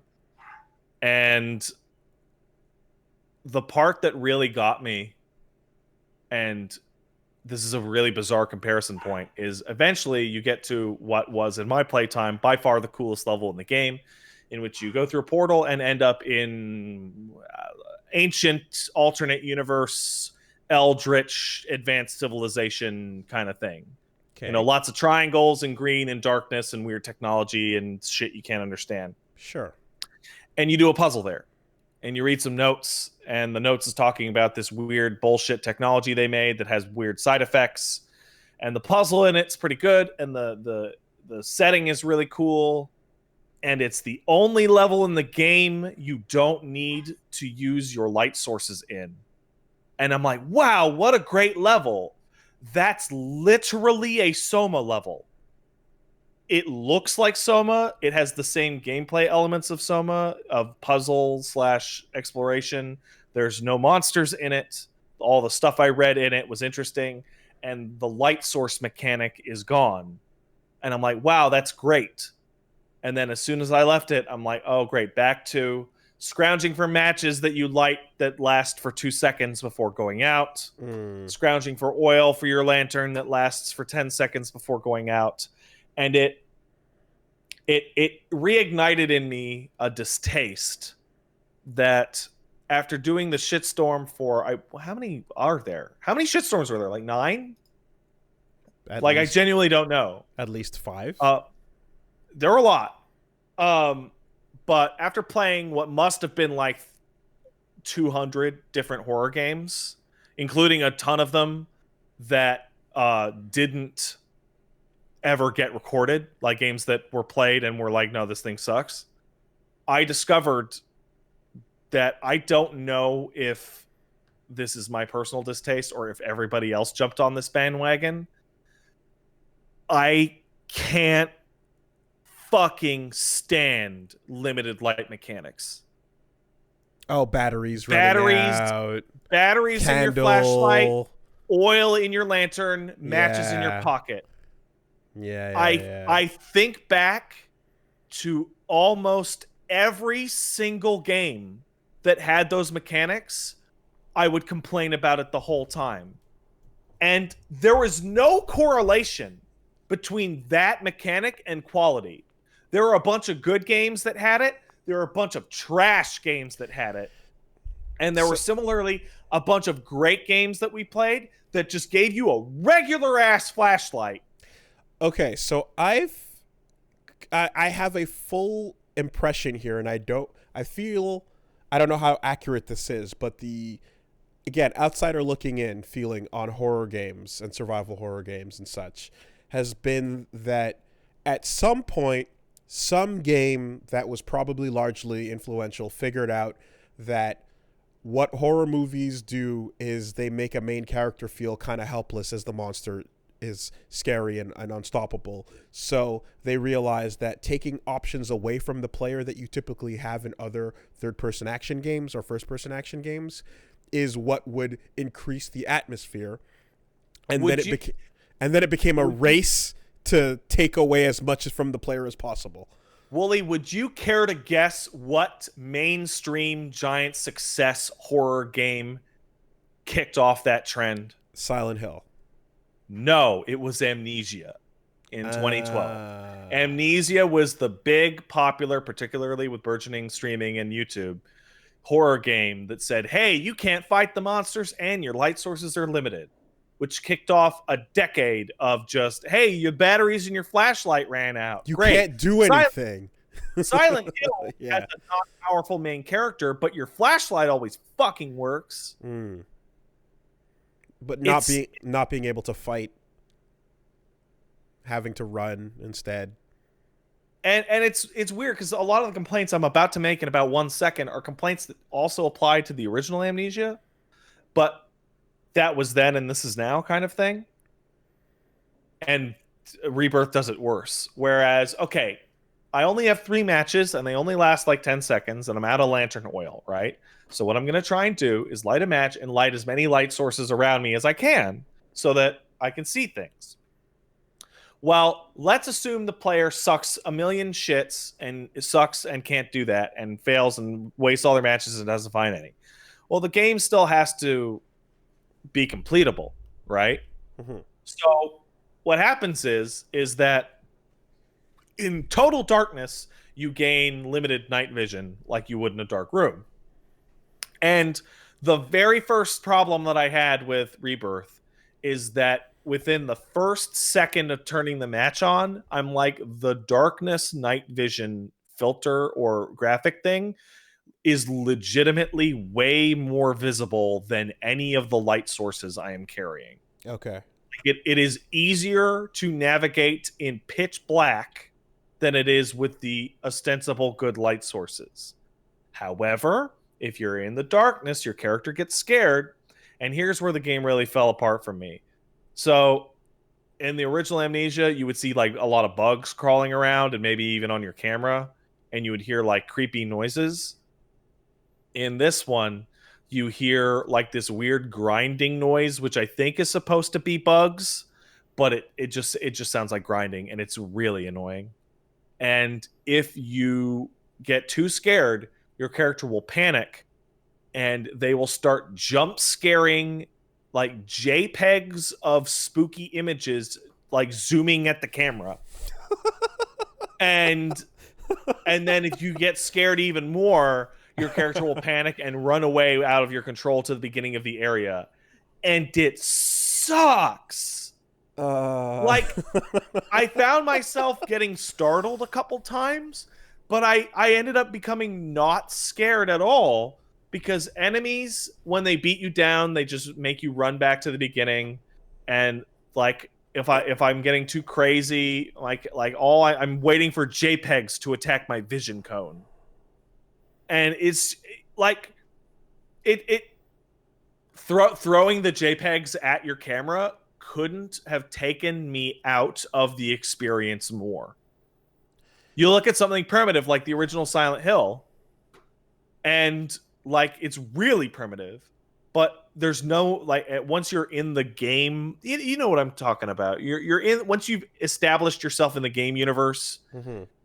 things have to bring you out, and you'll inhabit the character, and you'll feel throwing JPEGs at my character just like instantly rips me out and go, oh, I'm going to lose control of my character. I'm playing a horror game. Spooky. So, is there any genre like that has the thing that I'm gonna say horror games probably has, which is like you can tell within an hour if this just sucks or not?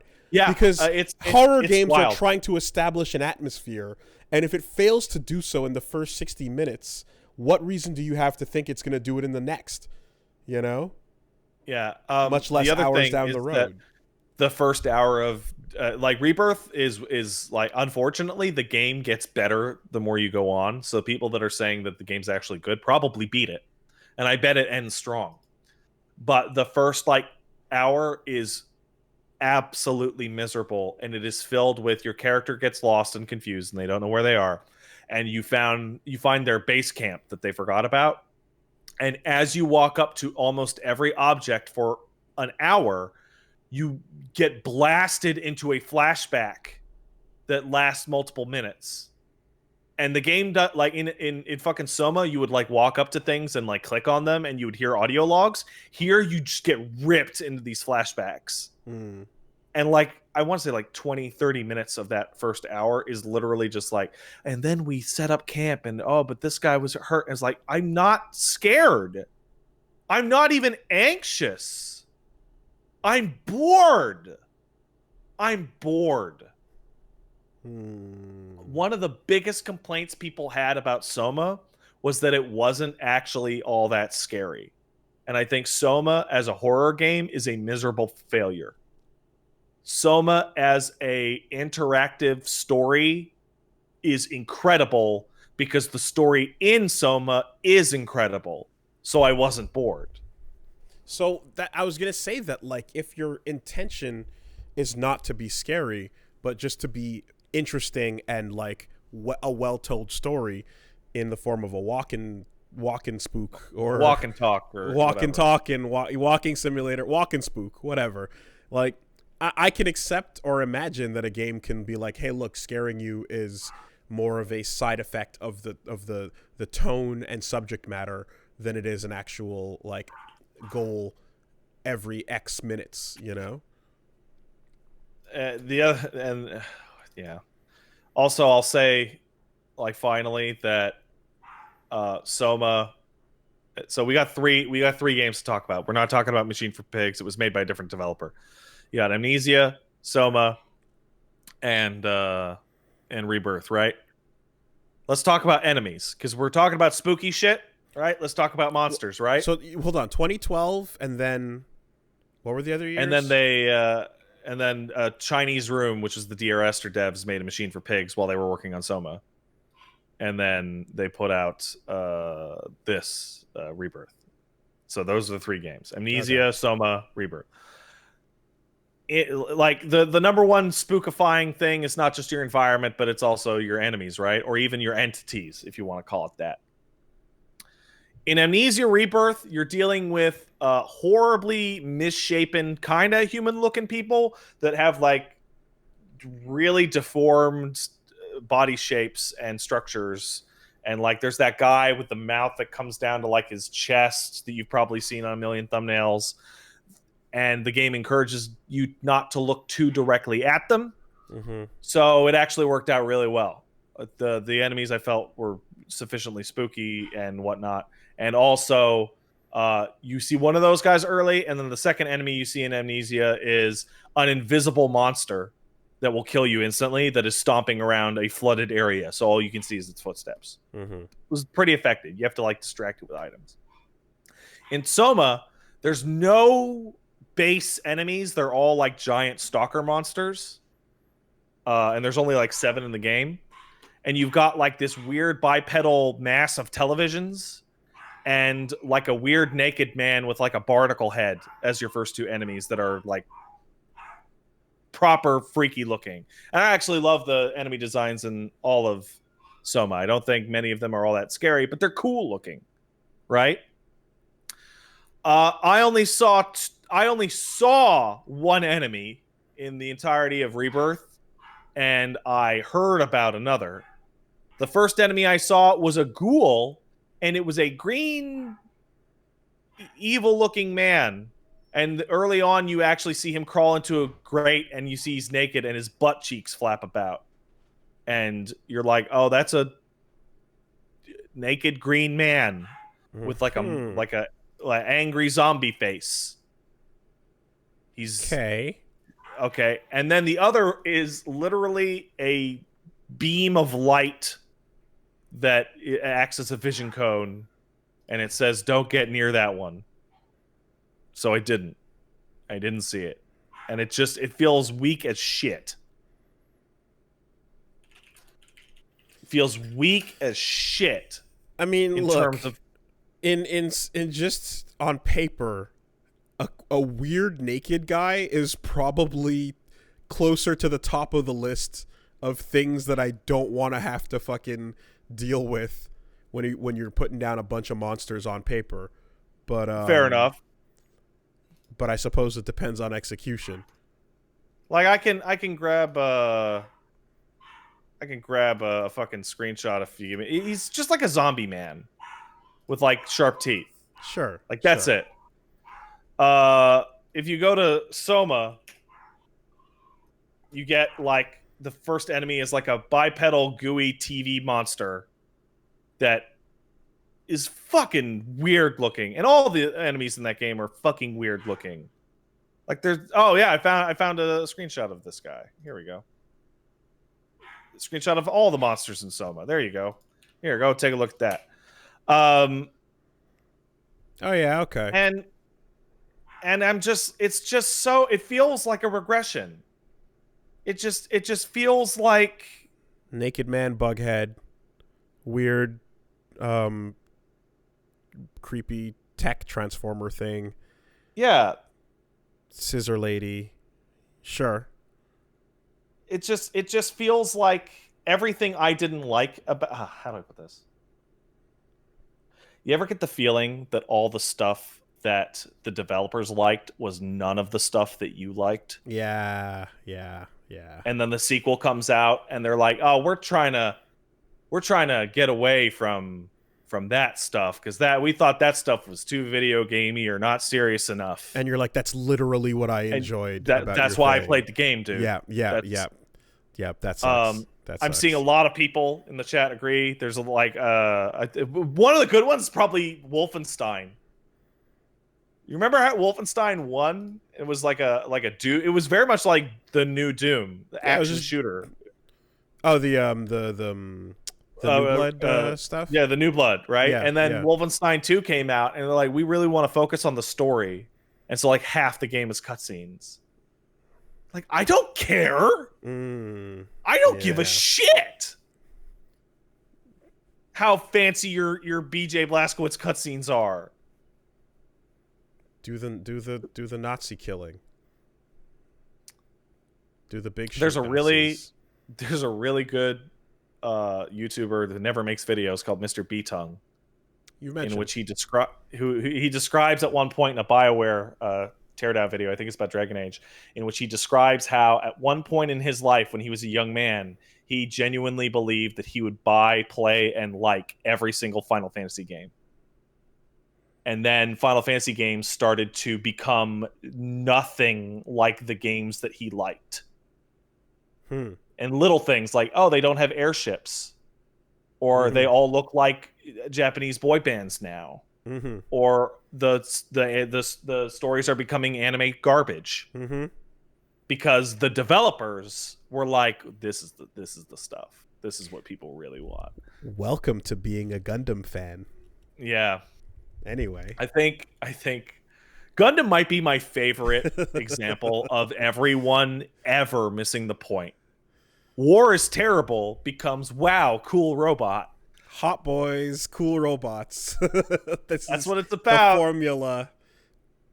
Whereas like Gundam is really about, we shouldn't kill children, but can we kill guilty children or evil children? That's what Gundam's really about. But yeah, Rebirth was a total bummer, which is why I was so happy that Raw Fury sent me over a code for The Signifier, which is not a horror game. It is a interactive. It's bordering on mystery, but it's mainly walking simulator, right? With a little bit of puzzle solving. Walk and spook? No. Walk and think.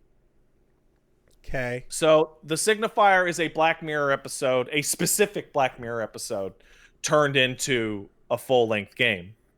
And it is the episode in which everyone's got memory implants, and the memory is retrievable, and it's being recorded. And you play as a guy who grabs people's memory boxes and digs around in their heads to find out who killed them in the particular point of this game's story. This sounds a bit like when you were describing Obra Dinn, almost to a degree. The difference here is that The Signifier has a really fascinating sci-fi outlook on this, and the way that they treat this technology is the most interesting way, because they're treating it like the shit is brand new and it barely works, and they are brute forcing a bunch of solutions to technology that they don't fully understand. So you load up somebody, and so to really preface like just how like obsessively the game takes its own fiction, the first part of my stream was listening to and watching the 9 PowerPoint presentations the main character and his coworker give each other to explain the new features they built into the system over the weekend. Such as, you know the AI upscaling shit where people take pre-rendered backgrounds and they AI upscale it? Yep. It's based off of that technology. So they go, we have all this junk data, so we can't figure out how to display happiness in the app. So what we did is I self-selected hundreds of different images that could be conceivably happy and then fed them into the app. So now the idea of happiness may show up as a dog in the simulation. And one of the first things that happens is you load into this person's memory, and a picture of a dog on a pedestal starts following your character around. And you look at it and you go, what the fuck does that mean? Okay. What data is being interpreted as as a photo of a dog chasing you? Okay. But more than that is that you load in and you have 2 filters. You have the objective filter and the subjective filter. The objective filter is attempting to just read like data objective data, where items were, what items took place in what sequence, etc. And it looks like a YouTube video that has shat itself because it's not buffering properly. The game has the weirdest effect on its own graphics. I don't know how to even describe it. You will look into a room and the room looks normal until you walk in and discover that the only reason the room looked normal is that you looked at it from the hallway from a certain perspective, because all the items and textures are actually just facing the door. One direction. Yeah. And are actually nonsense. All the edges are dog-eared. All the colors are off. Everything's kind of weird and blurry. You should pull up a video for yourself to see what the fuck I'm talking about. That is the objective memory, and that is what you're seeing is reliable in terms of what objects there are. So then you load into the subjective filter, and the subjective filter is way more distorted, but also allows data from subjective, non-empirical things such as emotions to affect the objective data, which means you're now looking at the same environment, but instead of dad and mom dancing in the foyer, it is now a sun with a giant spoon orbiting the sun. And when you go into the bedroom, your dad is like 9 feet tall and clipping through the wall. And your character looks at it and starts talking to their AI and goes, "Are the sizing parameters of this room fucked or what?" And they go, "No, that's the data." And they go, "Well, there must be some subjective data that is altering the size of the dad in this subjective memory." And you are jumping between subjective and objective states in order to get little pieces of data in order to figure out what is occurring in each scene. Interesting. So in one of the game's first puzzles, you're like looking through this girl's house from her memory so that you can figure out that this wildly distorted vision in the objective memory is actually dad ordering a pizza, because you get the mental image of a pizza, which is this horribly distorted pizza head shape that if you rotate it, you can see that it's a man's head with a pizza jammed into it, but it's near the phone. And in the objective layer, you can see that the dad is talking on the phone. So the AI is trying to... It's desperately trying to brute force meaning out of garbage data. Oh, that's super interesting. It is just so fascinating. Yeah. That's proper creepy. That's creepy in a unique way, and Black Mirror is probably the right word for that. You get back to your guy's apartment, and I went over to his computer, and he's got like a little audio clip from like a podcast. Right? He's got like a 2-minute blurb of some interview with some CEO. The thing's like 15 minutes long. It's like a full interview. I can't think of a single game that is more in love with explaining how its own nonsense technology works. And as a result, you kind of really get in there. Well, it sounds like the appeal. It sounds like the whole point. It's so cool. Now, maybe this is just because I love transhumanist techno futures and I kept talking about Soma before, but like, this game doesn't have to be scary. What it has to be is interesting, and it's really, really interesting. Sounds like it, yes. It's really, really, really interesting. Looking at screenshots here, and I'm seeing like a bunch of normal-looking houses and rooms, and then every once in a while... there's a not so normal looking room that looks like a bad YouTube video, like a fucking like have you ever seen those images of like AI has generated this picture and it's not anything, but it's full of things that make you think you're looking at objects? You know what I'm talking? Right? It's like it's a picture of nothing. But it's a bunch of shapes that your brain interprets as things. And, like, you just stare at it, and it's just like, what the fuck is that, right? Like, I'm seeing some of that. I bet the genesis for this game came from when people were using that AI algorithm upscaling technology, and saw that one failed series of experiments where the robot kept making everything into nightmare pictures of dogs. Do you remember that? I remember the Deep Dream stuff where they had a bunch of eyeballs on things and they started putting a bunch of like flowers on things, and then there was the dog version. Yeah. And there was like, why is the computer turning every single object it looks at into a dog? Right. What data did we feed this thing by accident? Game's cool. Game's super cool.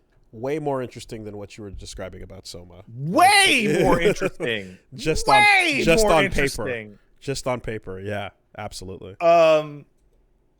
It's super cool. And that's Signifier. So I'm glad that I got to play a somewhat is that ostensibly VR? similar game. Sounds like something that would benefit from VR. It is. Well, maybe it is, but I didn't play it in VR. Okay. I don't think it is. And last but not least, I do want to put an FF14 thing in here, but it's a social element only. So I talked last week about that Baja thing. I did everything in Baja. I got all the gear. I beat all the bosses. I hit the max rank. And I did everything except for one thing, which is starting to drive me absolutely crazy. So this is a 72-person instance, right? And you're running around doing what are essentially public events. We're in 14 right now, right? Yeah, we're in 14. Okay. And there are 3 public events that if you complete them without getting hit by any mechanics, you qualify. And we were just talking about Signifier. Signifier, yeah. Yes. You qualify for a duel. And it is a duel with boss encounters. These things are absurdly difficult, and it creates a little arena, and usually everybody in the instance goes to watch, right? And goes, oh, cool, somebody's going to fight Gabriel, which is like this robot. Mm-hmm. This has been legitimately the most frustrated I have ever been in a game this year.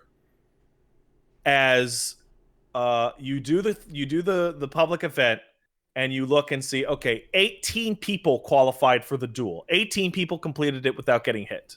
Cool. So then everybody queues up for the duel, and only one of those 18 people gets in. It's never you. Ever. And then you go and watch them duel, and then the duel starts, and you immediately see they don't know how to beat it, and die within literally 5 seconds. And then that sequence of events will not pop again for 90 minutes. Okay, question. When you are used to playing a something that comes out and people fail at it and you're like, what the fuck are you doing? Is there not a window of time in which like that makes sense and or is acceptable because of how new the thing is? Yes, that window is literally the first day. By the second day, explanations of how to beat every one of those duels, and this is really important, the items you need to bring in with you or you will be guaranteed to fail, were up and widely distributed everywhere. If you go into the Gabriel, for example, without an item called Lost Mana Wall, you will die. There's no way around it. There's a mechanic that requires it, and you will lose. So every time you go, and here's the worst part, when you're standing outside, you can see what items they brought in with them, and you can look at it and go, this motherfucker queued up, and he doesn't have Lost Mana Wall. He's going to lose. Sure enough, they're going to lose. And so as of day 2, then, like, you have to have that information to go in, and the only way to get that information is by having people tell you. Yes. Right. Okay. You're not. So people will shout it out, or the fights are difficult enough that even if you go in with the knowledge of everything, you're still likely to lose because they're quite tough. Okay, well, just based on that alone, you're going to run into this problem of having matchups with people who don't know what they're doing forever, because the nature of a game where you decide I'm going to pop back in for this new content I haven't played in a while, and then decide let me just take my ass to the place for the new where the new stuff is and experience it is a normal course of 100%. Logical step A B C D E F G. 100%. Except here's the thing, Wooly. In order to qualify for them at all, you need to complete the preceding encounter perfectly. You can't complete the preceding encounters perfectly unless you've done them a bunch of times. If you've done them a bunch of times, you're not just popping in to see the new content. You've been doing it for a while. Okay. Also, that's not the part that frustrates me. Yes, it is frustrating to see for you to go, I could have beat it, but I never get the chance. And this guy sucks and he lost, and this guy sucks and he lost, and this guy sucks and he lost. That's frustrating, but I get it. You got the chance, you queued up. Hey, I'm going to give my go, right? What happens when people queue up, get the duel, realize they can't do it, and let the timer run out, and then no duel happens at all? That's the frustration. It's literally, I'm giving away one ice cream. I run forward, knocking other children out of my way. Give me that ice cream. Looking at it and going, wait a second. I'm lactose intolerant. Right. And throwing it on the ground. Right.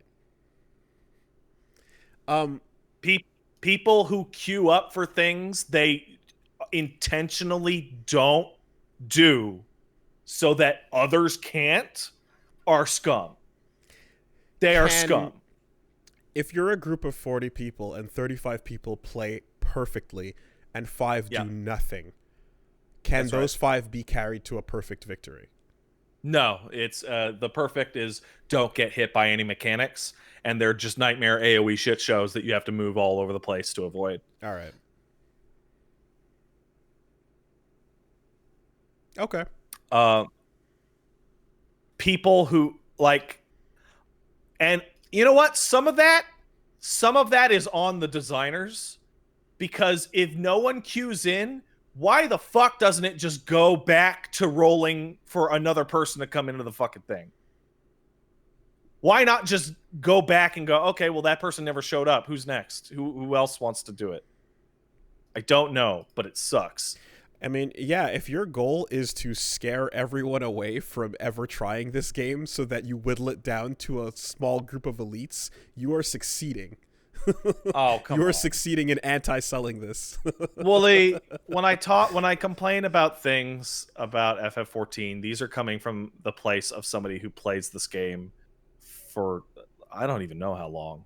I think it's like 360 days total, right? You bitch about the stuff you love. Oh, I've waxed poetic about it for dozens of streams and hours on this podcast, to which no one listens to me at all. But as soon as I start to talk shit about it, everybody goes, oh man, you're really making this game sound like crap. Oh yeah, if you could hear the way people talk about the games they're entering at tournament, like on the fucking floor while they're traveling across the country to go play the thing, and they're just shitting all over these little details of it, you'd be like, what the fuck? Why are you playing? Like, who are you selling on this? Why are you playing? Because everything aside from the stuff that I'm complaining about is great. Yeah, and like, you know, you're into it, and you're close enough to it that what you're talking about is coming from that place of familiarity.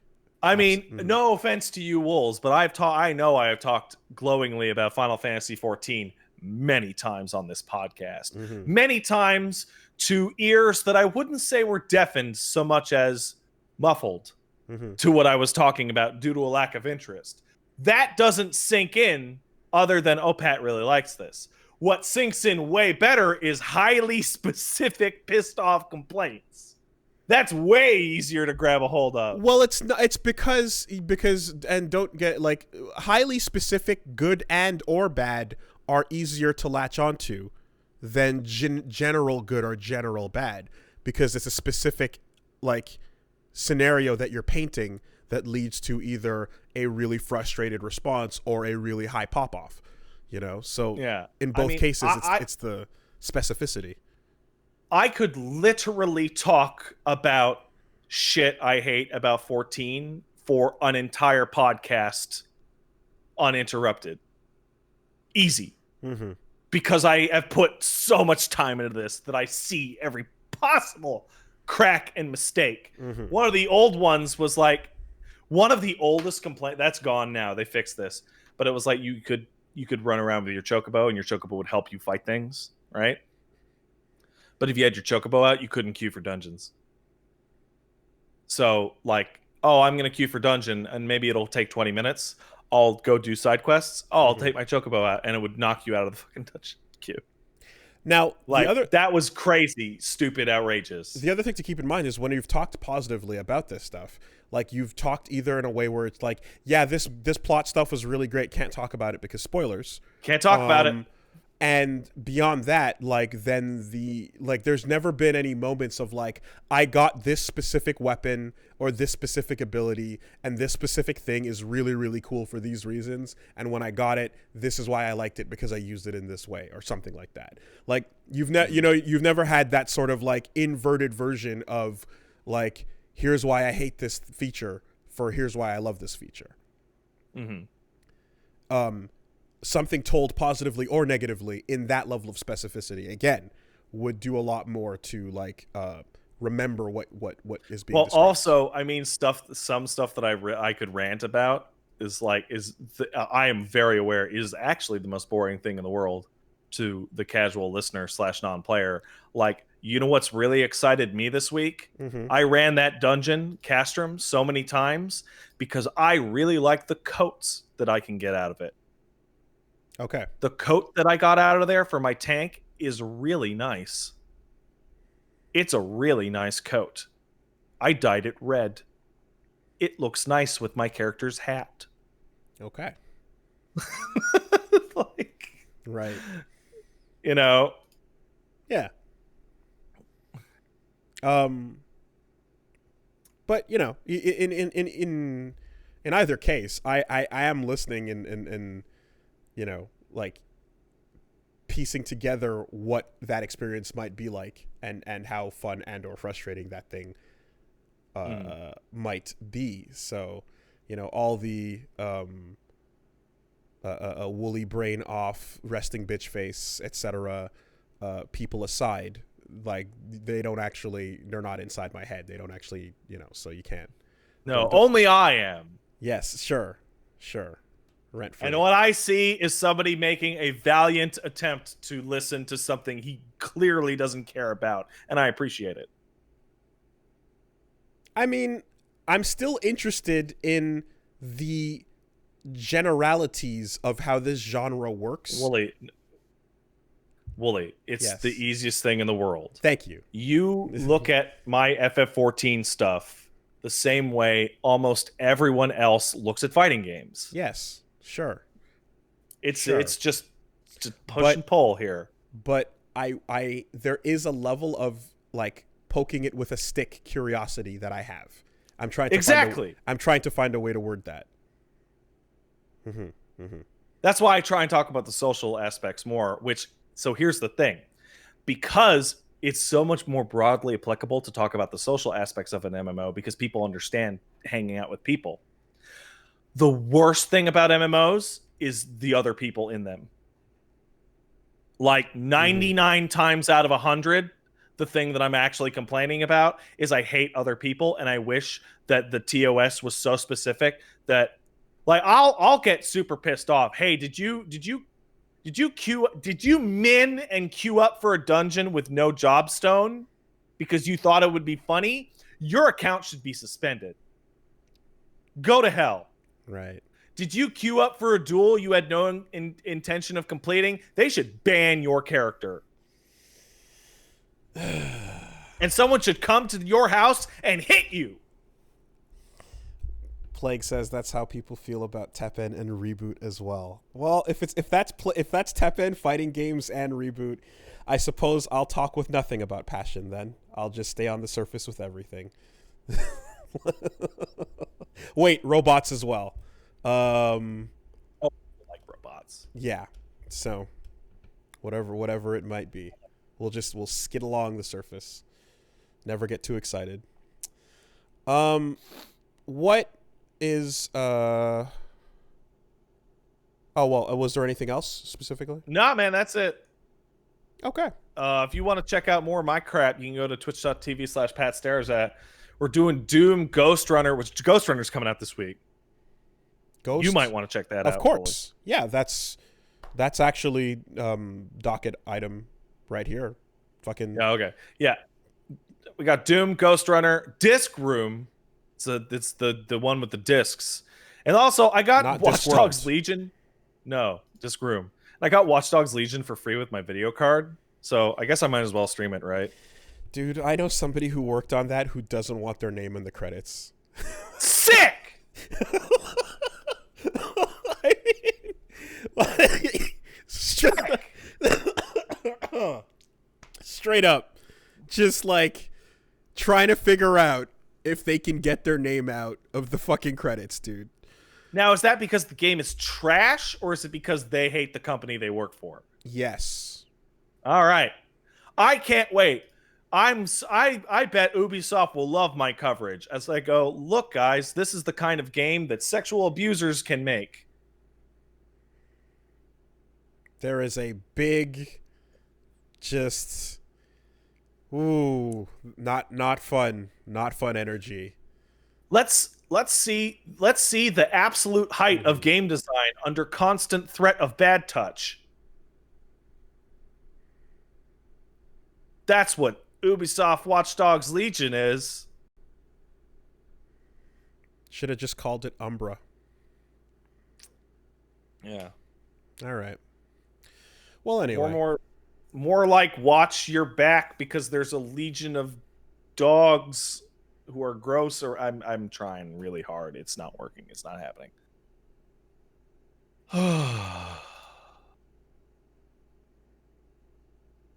And where's that going to be? Do you remember? That's over twitch.tv/PatStaresAt.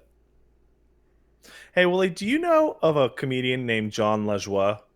I do know Jean Lajoie. Show me your genitals. Show me your genitalia. I've seen him live when he came to Montreal. You seen him live? That's awesome. He's from here. Well, he do you remember? It was great. Also, he wrote the cake song for Portal. Oh, did he? That's his song. Yeah.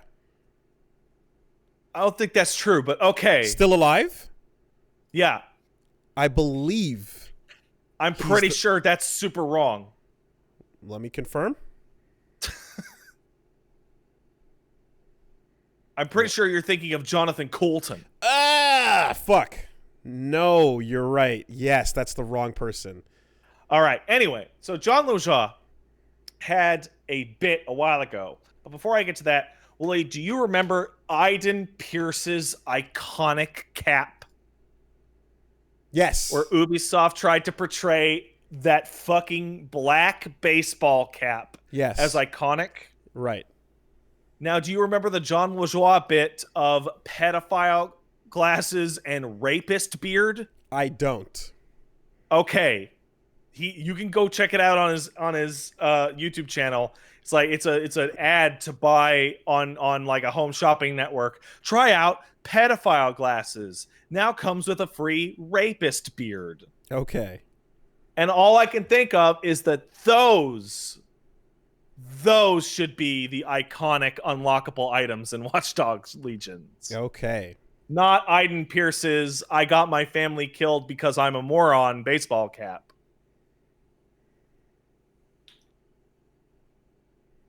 I'm just hearing started as a baby. Itty bitty baby. Now look at me. Yeah. Now look at me. You know, Ubisoft, I really got to hand it to you for managing to become so much more obviously evil than EA and Activision in a rapid period of time. Months? I feel like it was like literally the day that everyone was like, by the way, everyone at Ubisoft is in a position of power is a sex criminal. Seems Like the day that came out was like, okay. I think it was one summer is the way to is about the measurement of time on that. Now, let's all be very real for a second. There is an invisible timer going off on all of our phones until EA and Activision also join the I think everybody in a management position or above may in fact allegedly be a sex criminal. That clock is ticking down. I mean, the larger the company, the more people there, the more likely that chance occurs. Yes. Yeah. Mm-hmm. For sure. Aren't brands awesome? Don't you just love brands? I love when brands brand. talk to each other on Twitter.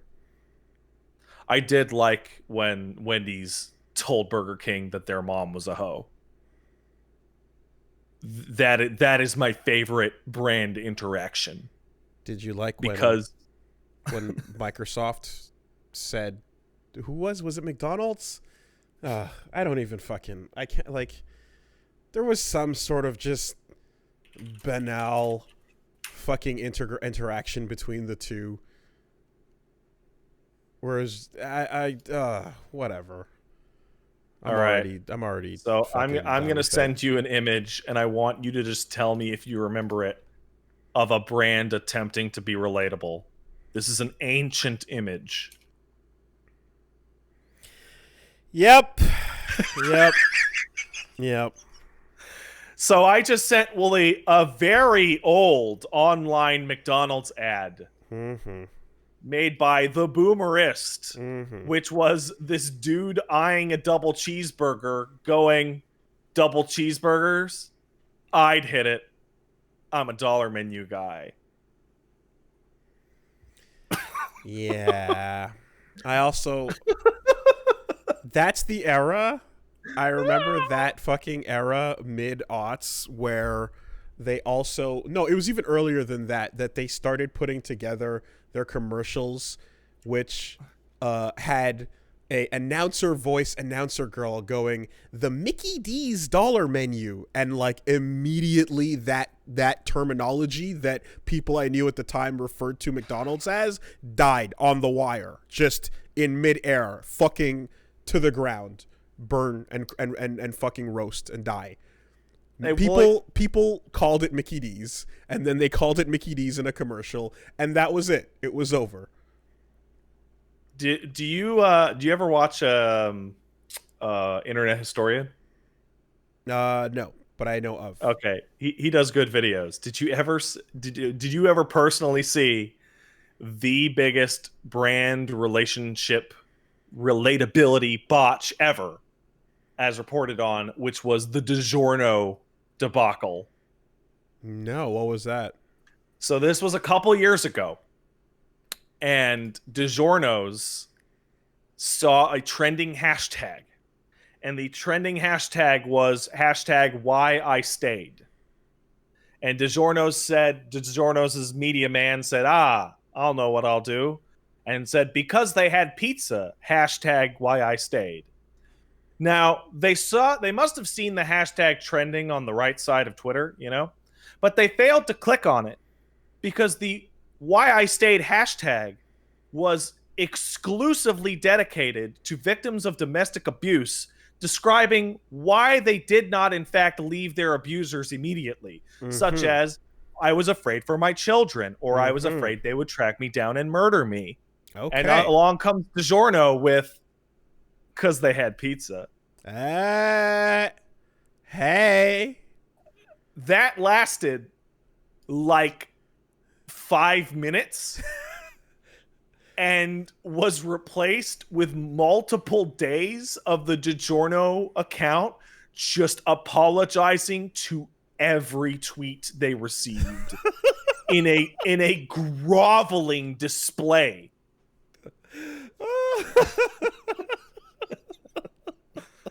Just saw an opportunity, took it. That's what we do over here. Yep. God Yeah. It ain't domestic, it's Digiornos. Let's go. For real. Yeah. For real. Yeah. Yeah. That yeah, was yeah. actually like, come on. It's so that must have been, again, when you're hiring some savvy youth to do this job, you have to actually click on the hashtag and see what's being discussed, folks. Yeah, just think about it. All right, not too bad. To those of to our listeners who have social media jobs, just click on the hashtag. Well, anyway, just click on it, just once. Yeah, brands are the worst. Now for a word from our sponsors. And with that, I actually have to run because I have to pee. So I'll be right back. Excuse me. Oh, okay. All right, we'll do that. We'll do a break, or we'll do a break. Okay, hold on. I'm gonna do it.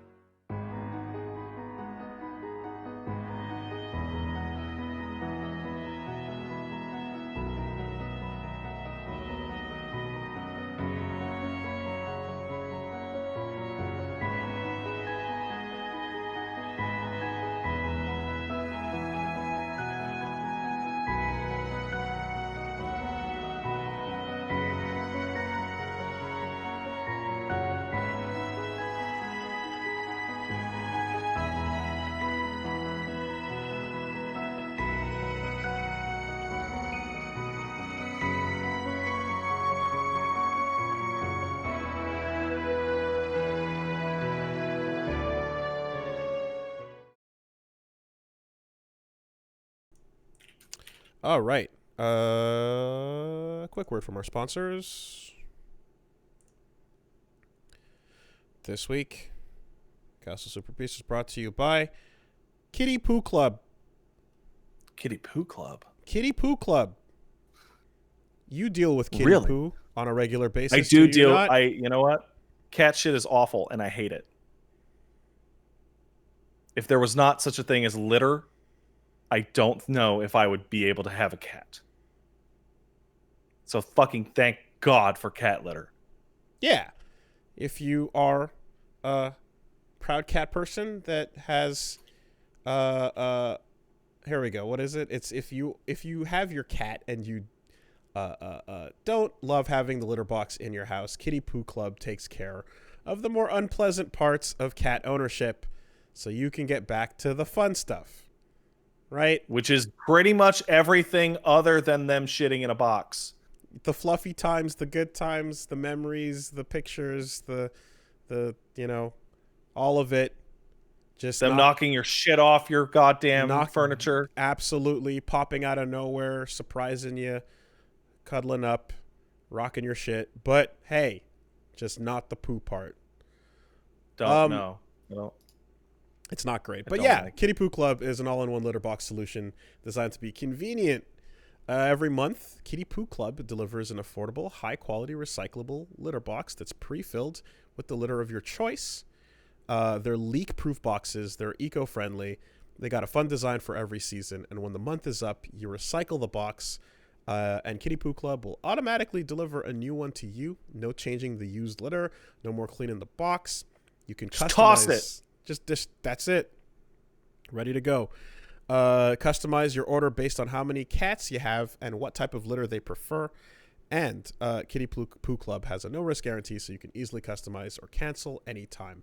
I was not aware that cats had a preference for different kinds of litter. Yes, they do. Cats have a preference for everything. It's very frustrating. Very frustrating. I had a brief foray with a kitten that was taken care of, and we just kind of had, a type of litter. But I guess the things get more specific as they age.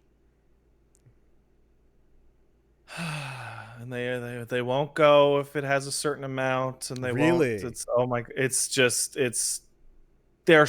Listen, cats are assholes. This is known, but it's really obvious just how much of a cat is an asshole when they have to take a shit. It's most of their body. Is it because I'm saying cats are mostly asshole? Because they feel all that shame when they have to go do it, and they No, it's because they have this weird genetic need to bury their shit and then run away from it. Shame. Yes, it's because of the shame they feel. No, it's like high powered. Okay. It's very intense. Well, all of that can be taken care of. And right now, Kitty Poo Club is offering you 20% off your first order when you set up auto ship by going to kittypooclub.com and entering promo code SuperBeast. So just go to kittypooclub.com and enter promo code SuperBeast to get 20% off when you set up auto ship. That's kittypooclub.com. And don't forget to enter promo code SuperBeast at checkout so they know we sent you. Thank you, Kitty Poo Club. Kitty Poo Club. That's that's the name. It's fun. It's that's fun what it is. Say. It's to the point. It's direct. Thank you. So first off the list, yes, we already kind of touched on it, but obviously Twitch DMCA's biggest story probably, as don't like it. Thousands of videos being wiped, mass DMCA crackdown, and not much else to say about it except for like, please tell us exactly where the infractions are and we will take care of them. I think most people are reasonable, and most streamers that have lots of stream footage will have no problem getting rid of the ones where there's a problem or an infraction, as long as you allow them to do so. If it seems highly irresponsible for them to just keep it blind because it's easier and it passes the buck off, you know? If Twitch is gonna fucking do this and just be like, nah, the buck does not stop here. Just right over there, officer. Go. I think there go might get be people we can kick that buck down to. Maybe. The buck could not get further away. Yeah. Fix that shit. Nice to meet you. I'm Nate. Nate Uncharted, says Tom Holland. Tom Holland looks like a baby pretending to be a Hollywood actor. Yeah. And you know, God bless. He's great. I think the era of Nathan Fillion filling this role has just come and gone. We've waited so long. Yeah, that was like 15 years ago. We've like the time has come and gone, and it's it sucks because everyone has clearly felt in their bones that is the proper way to cast it. And then there was that little short, I believe, that was done, but the idea of the movie actually happening with him is clearly now well beyond the realm of possibility, just because the ages don't make sense anymore. But it still would have been, you know, the right way to play it. But here we got baby Nate. Showed a picture of himself on Twitter wearing the outfit and stuff, and he's all dirty and ready to do the Among Thieves. Ready to half tuck his shirt. Ready to shoot 8,000 people. But then did you see the follow-up from the other cast members of this movie?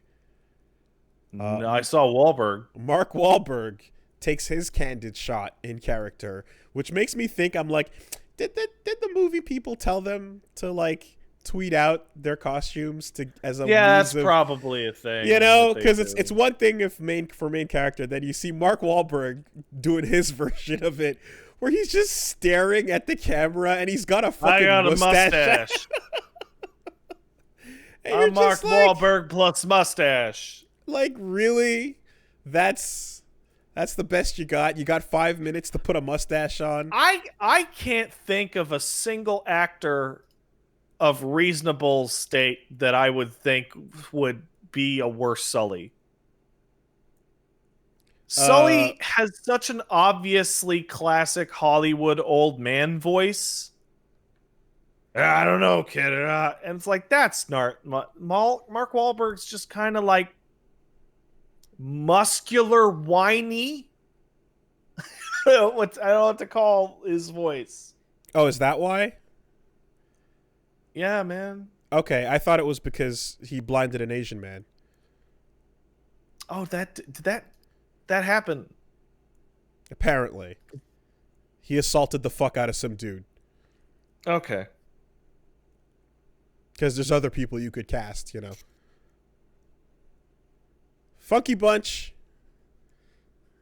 Huh? Hey, Marky Mark. God, I bet he really regrets that. Let's never stop saying it.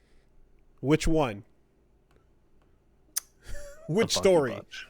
Oh, okay. Yeah. Did you know that the Funky Bunch loves crimes? Wait, is there really a wiki section on Mark Wahlberg hate crimes? Yes, there is. In which his legal issues are discussed, where he's had racially charged incidents. In 1986, it was a 15-year-old Wahlberg and 3 friends were charged for chasing 3 black children and pelting them with rocks while yelling, "Kill the..." Not going to finish this quote on this podcast, no thank you, until an ambulance driver intervened. Mm-hmm. The next day, he harassed another group of mostly black children at the beach, gathering other white dudes to join in racially abusing and throwing rocks at them. Mm-hmm. Attacked 2 Vietnamese men while high on PCP. Yep, 1988.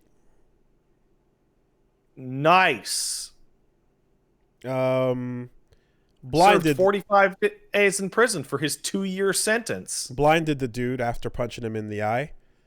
And what did he say? And he had a couple of things to say about the individual that he blinded as well.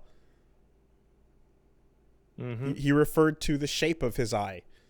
So, yes. Lots of... Yep, fractured the jaw of his neighbor in an attack in 1992. Now, on the one hand, should we really? But hey, judge there's robot cars outside. There's robot cars. On the one hand, should we really judge people so strongly for actions taken decades ago? Yeah. Hey, man, yeah.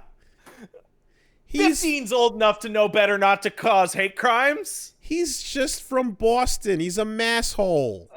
What are you gonna do? It's just this. It was the style at the time. All right, he's a masshole. It's not his fault. Now that's true. It was the style at the time, but I don't think that's ever worked for anybody.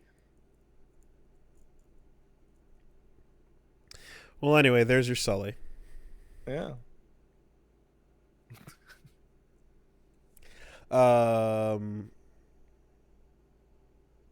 There's going to be a part where Nathan lets a guy go, and Sully's like, I would have killed him. And then Nathan's going to look like, I know, Sully. I know you would have killed him. And then Mark Wahlberg is going to look directly at the camera and go, it's because he was black. And then it will cut to credits.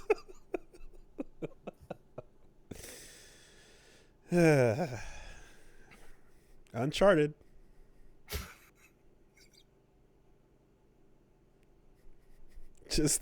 And of all the, could you? the youngest, most awkward Holland ever, just trying to move himself out of frame, trying to crawl against the side of the frame to get away from Marky Mark. Yeah.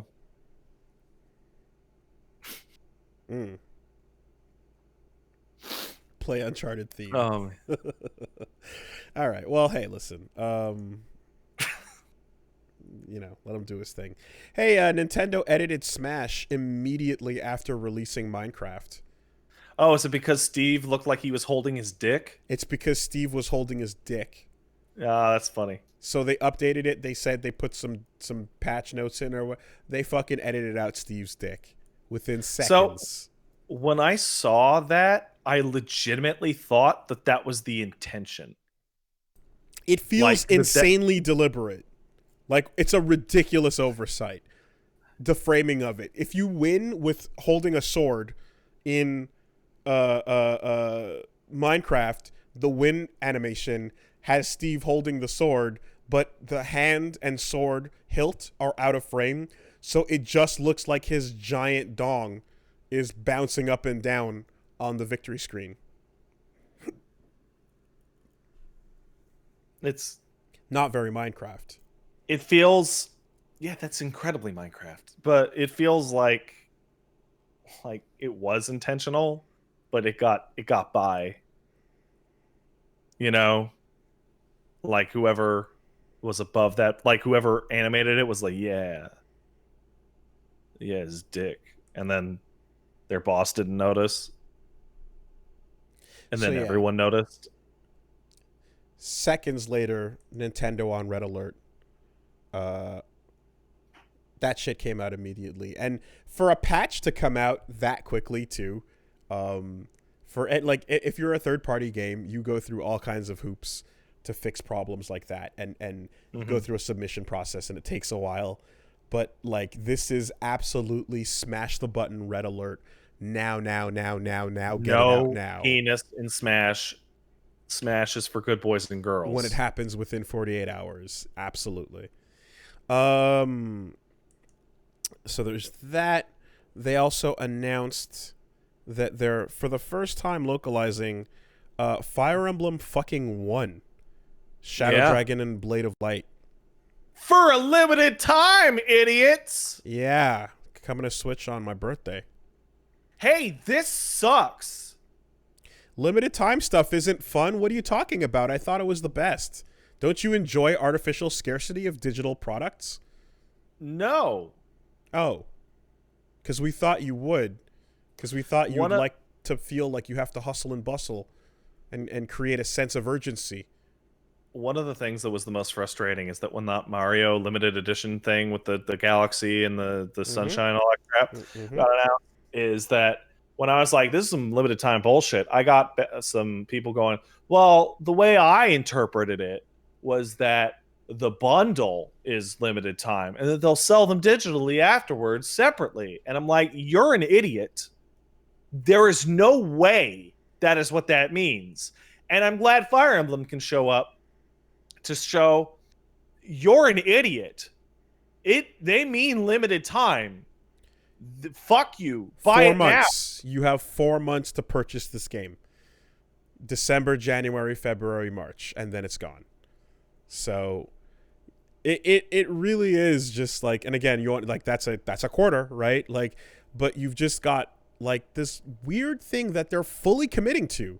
Now that we're seeing it like multiple times for multiple things that people would probably continue to care about well after March of next year, is just a weird fucking artificial scarcity thing, you know?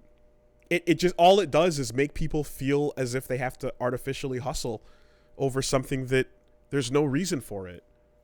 Mm-hmm. Anyway, also, Marth has no pants. So yay, 1990. Is that true?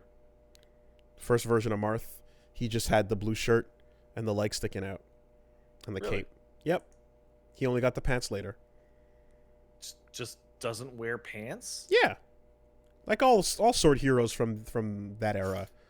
You just got that little tunic thing you toss over, like you know, Pit and Link. All those characters from the time. There wore no pants. No. Wow, he's not wearing any pants at all. Yeah, no pants, none whatsoever. He's That's just rocking. weird. He's freeballing it. I have to say though, I'm pretty happy with how safe my search is after I typed in Marth no pants. I saw a funny tweet where someone drew him like ripping them off like NBA Game Time, you know, like with the buttons, just right back to the old school. Yeah.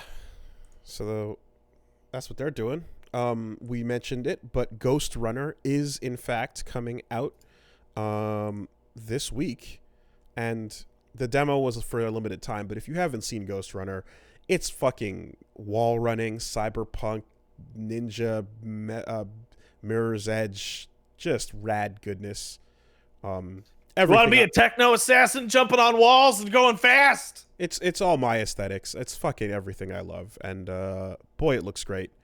And what's nice about it, in addition to the fact that it is dropping this week, is that if you buy it current gen, you automatically get an upgrade to next gen for free. Oh, sick. Are they going to make my PC version the next gen PC version? If you buy it on Xbone, you will get an automatic update to the Series S or X version.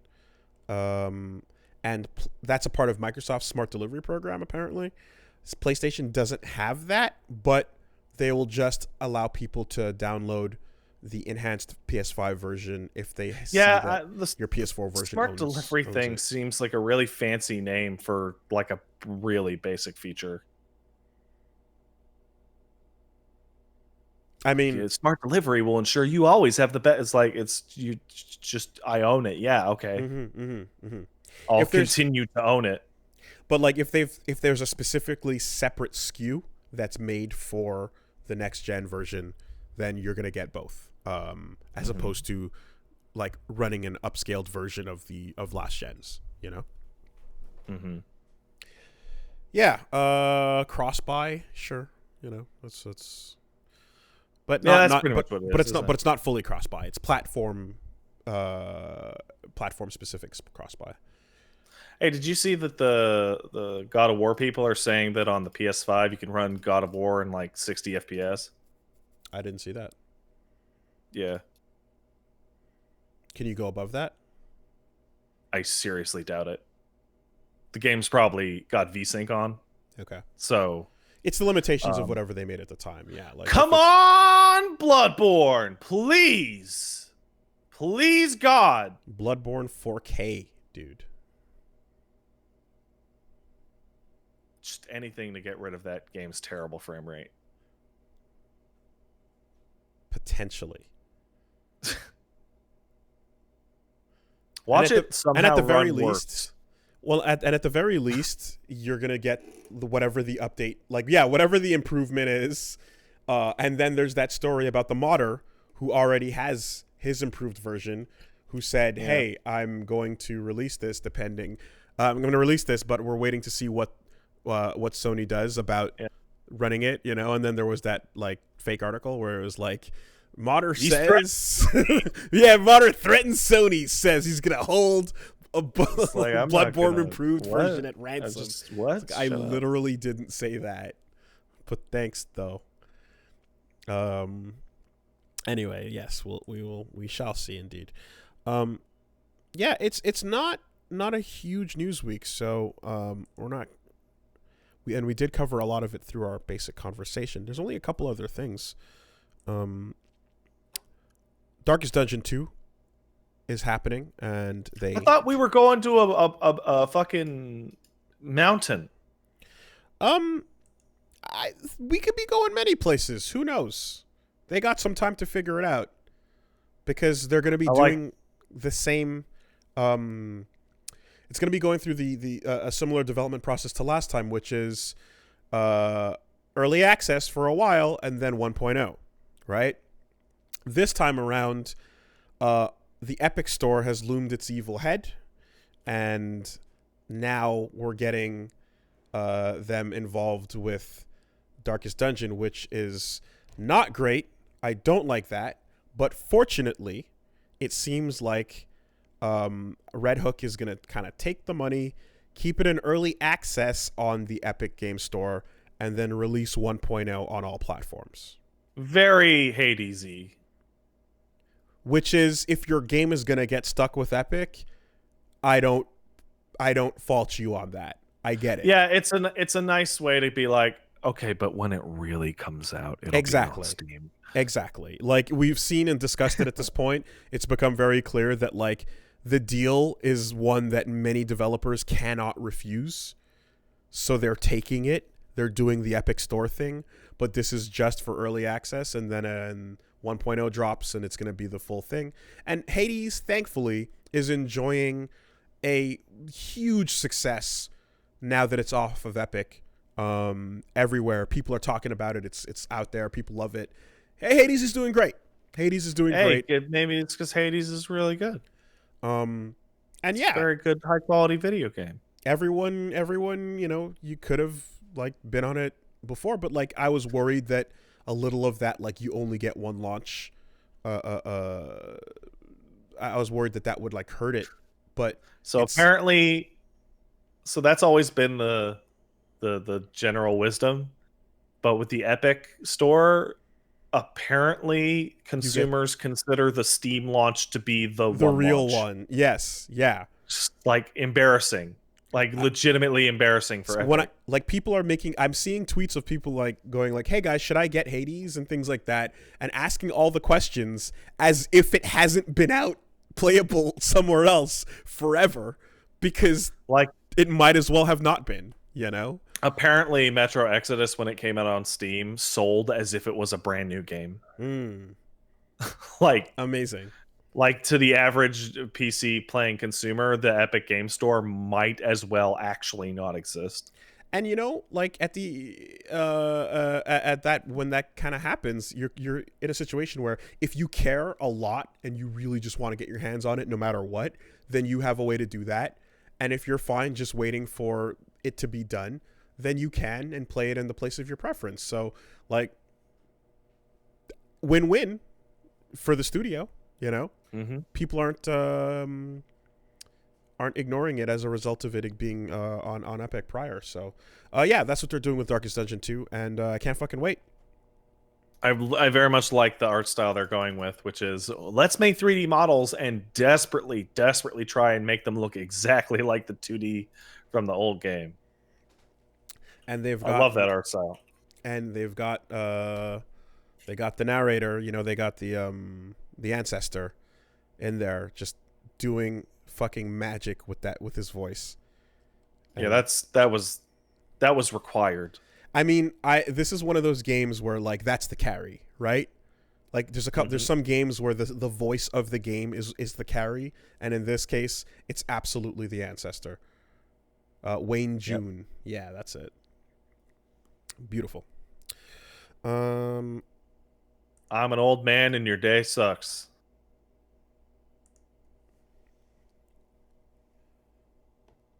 That's the guy.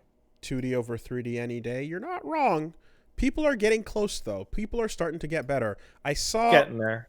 I saw a super shitty quality like cell phone capture footage of there's a Tom and Jerry movie, like a live action Tom and Jerry that uses CG, uses 3D Tom and Jerry to do their thing, and they really are moving in a way that's like they're emulating the old school stuff as much as possible, and it's like it is actually quite impressive the level of like tweening work that's going into 3D Tom and Jerry. Like, I need to see a better look at it because it was a really shit quality off camera trailer. But from that footage, it was like, okay, you're going out of your way to like really make it seem like it's not even 3D a lot of the time. Is there a place I could watch this 3D Tom and Jerry? I don't know. I scrolled by a random tweet and then looked at it and then kept scrolling. Let me see. Tom and Jerry official teaser from Warner Brothers. Tom and Jerry movie 2021.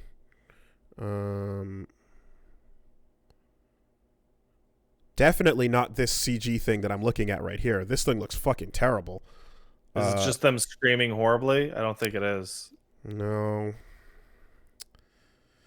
All right, I've looked too long. Yeah. I've already given up. Yeah, there's a when I Google it and I look at the images, I'm seeing a bunch of like super shiny Tom and 3D Jerry that look awful. Good, and yes. that is not at all what I saw. But what I saw was off camera, so or it was not off camera, not direct capture. Anyway, can't really tell until we can see it directly.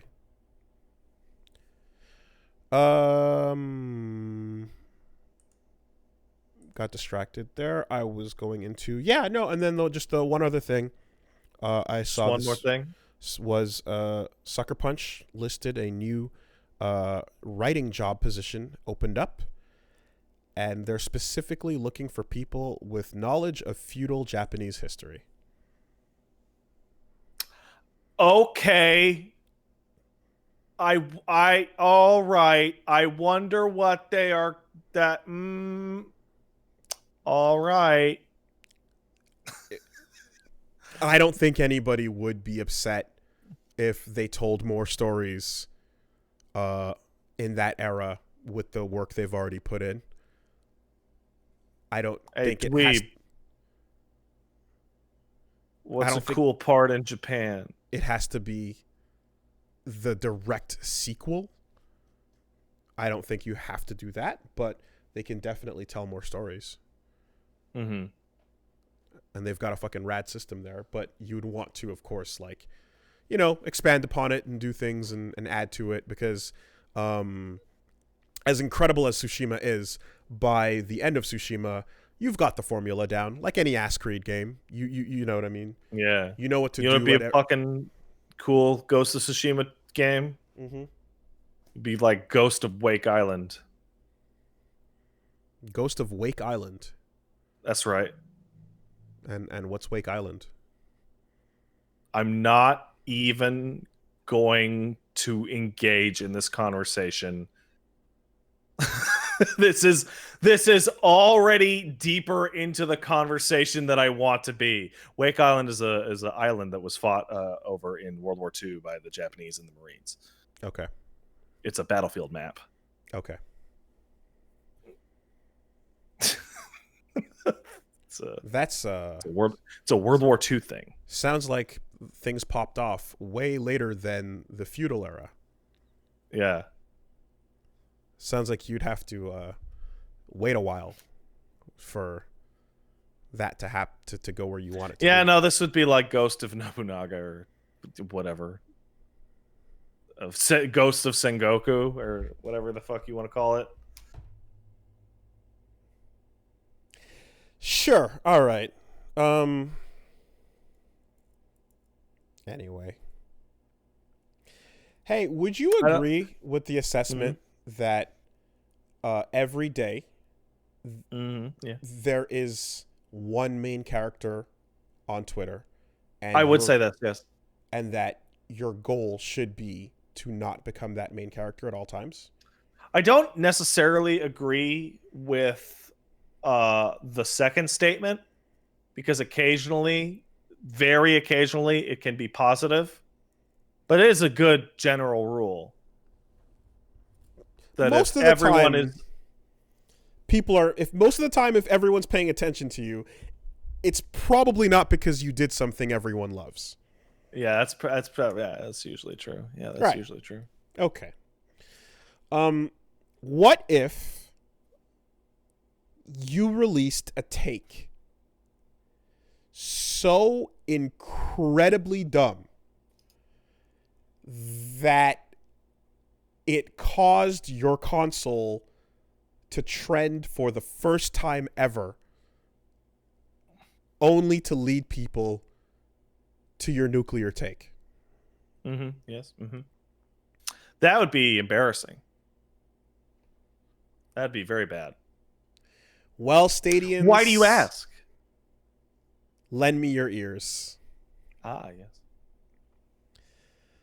Because, in fact, I believe the profile has been updated to remove all references to Stadia. Not all of them. Not all of them. You want me to grab this one? Stadians assemble. By all means, if you can. All right. So, Mr. Alex Hutchinson is the main Mr. character of the day. One Mr. Alex Hutchinson, who previously worked on Journey to the Savage Planet, Far Cry 4. Apparently, I believe he was the creative director of Assassin's Creed 3. Worked on Spore and Sims 2. His current profile on Twitter states that he is the creative director at SG&E Montreal Studio, which is Stadia Games and Entertainment, thus smartly taking the word Stadia out of his Twitter profile. Montreal division. It used to say creative director at Stadia, which implied that he was the creative director of the console, which did not help the situation. For backstory, in the past, this was the gentleman who had a high up position at Ubisoft and was asked, hey, when's Assassin's Creed going to go somewhere cool like Egypt or Japan? He replied with, those are too boring for video games. Cool. We want to, do something cool like Assassin's Creed 3, which was in the American Revolutionary War. Oh, by the way, when talking about Assassin's Creed 3, he was that dev way back who described that Japanese games and stories are all gibberish. And the reason that people say that they like Japanese game stories, despite them all being gibberish and terrible, is because of a form of condescending pro-Japanese form of racism in the game industry. And games made by non-Japanese studios don't get fairly treated because of racism. So what you're saying is there's an established history of hot takes. Yes.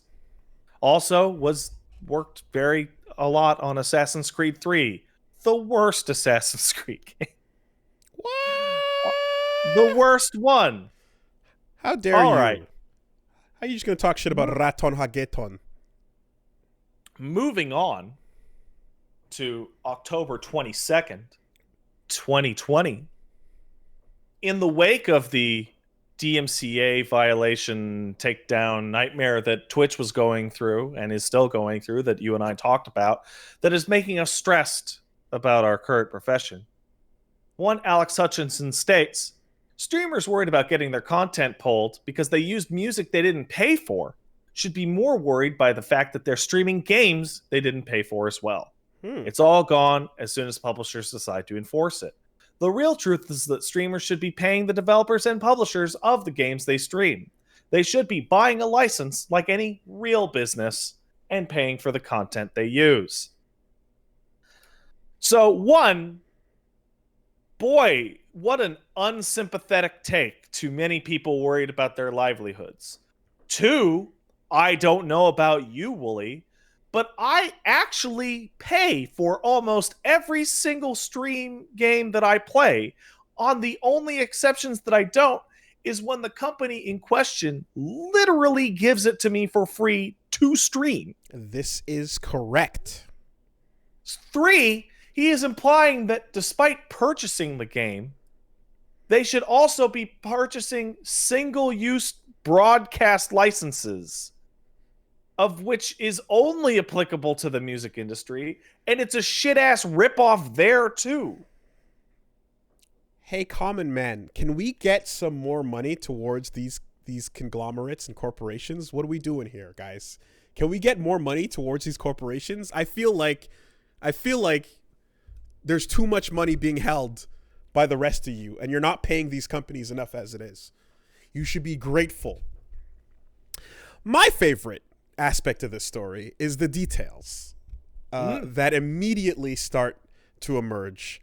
For example, when God bless one Jacksepticeye comes in and says, I find this extremely ironic considering you have fan art of me, a streamer, on your banner when I played Savage Planet, to which the artist of that fan art, then one Rare Magpie, comes on and says, wow, anyway, guys, the art he uses as his banner is by me. No, he didn't ask my permission or give credit to the art. In fact, he cropped out the watermark, though, which is very appreciative of him, which remains his banner, seeing as he hasn't been interacting with Twitter for the last 4 days. So literally, you are using someone else's shit as you talk your shit. So I can't find it right now because his tweets are a nightmare shit show. But there was also another where he described that streaming games is really only I'm trying to find it. Streaming games is only of benefit to the streamer and never has any benefit to the actual game publisher. And this is where it comes to, you look at it and go, oh, this is an old-timey video game man, despite the fact that he doesn't look all that old. Not at all. Who goes, streaming and renting games and all that shit is stealing sales. Now, this is easily understood as the man who helped make Assassin's Creed 3, a game in which a video I helped make turned people away from that terrible game because it's bad. So I guess that video was technically responsible for costing them sales. Hard cut to thousands of people talking in that moment about games they've bought through watching streams or watching Let's Plays of said games, and people directly attributing their interest in a thing to seeing it being played online in a stream or LP form, among us currently crushing it, dominating due everything. To said exact method of sharing a game with people. So now you then go, what kind of, like, what the fuck? where does this take come from? And then you see the thing you described, which is creative director at Stadia, and then Stadia starts trending on Twitter. Uh-oh. Because before we move on, Wolves, I need to point out, you talk about Among Us, and Phasmophobia is going through the same thing right now as well. And you could obviously talk about games such as Metal Wolf Chaos, or maybe the Yakuza series. Games Undertale. In which... no, but I'm using those two specifically. Okay. Games in which I know I have had direct confirmation from developers. Yes. My work literally caused those games to come out or become popular in their regions. Yes. But let's ignore that. Let's instead have fun with, on the 23rd, the day after Mr. Hutchinson's statements, I received the following message on Twitter from the Raw Fury PR man. Quote, "Hey, I just wanted to share a tidbit from the Signifier crew. They sent me this. Quote, Pat's stream was the most beautiful thing. He watched all of the logs, heard all the podcasts, and the conversations started in the chat from then onward were beautiful. Then he cut it at Goat, which is a location, and I thought, and it was amazing. I hope more streamers did that to support new narrative games," end quote. How's about that? I thought that I was stealing from the Signifier devs, even though they sent me the game for free. You know, the other day when I played Ultra Kill, did you know that Hikita himself jumped in the chat and started screaming, "Stop playing it! Take it down! Stop!" That's good. And really Hikita is yelling as we're playing through the game, screaming at the top of his lungs, trying to get us to stop playing. Did you know? Were you aware? I did know that. It's kind of crazy how we just ignored him the whole time. I mean, I had a similar experience with Dusk, but it was actually just the dev team going, "Stop playing it with the controller." Listen, man. So this fucking incredibly specific feeling suddenly makes infinite sense when you look at it and go, oh, it's the guy whose job it is to push the whole, we are streaming the game to you and you don't own anything you pay for. And this entire nature of a world where you literally own a thing and in its idea concept, and then when we decide to delist this game, you no longer own anything but your metadata.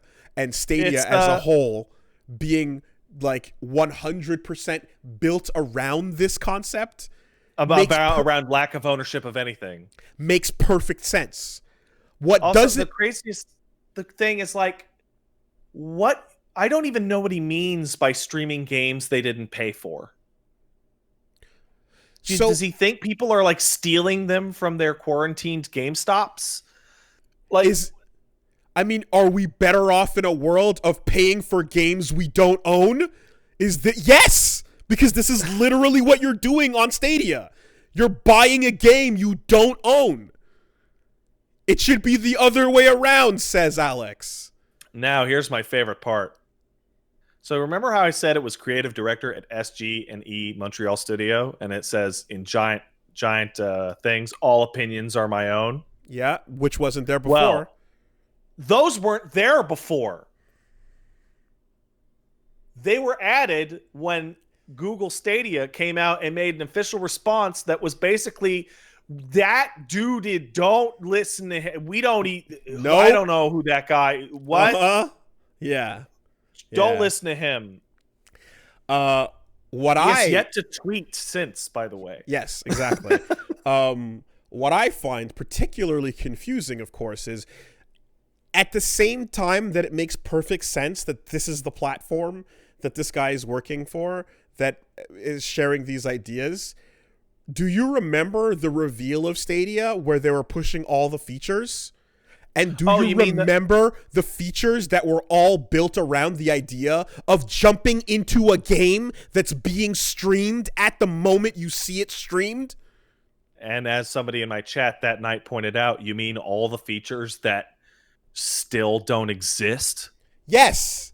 The thing where they said, here, chat, click this link, and now you can jump in and play a game with me.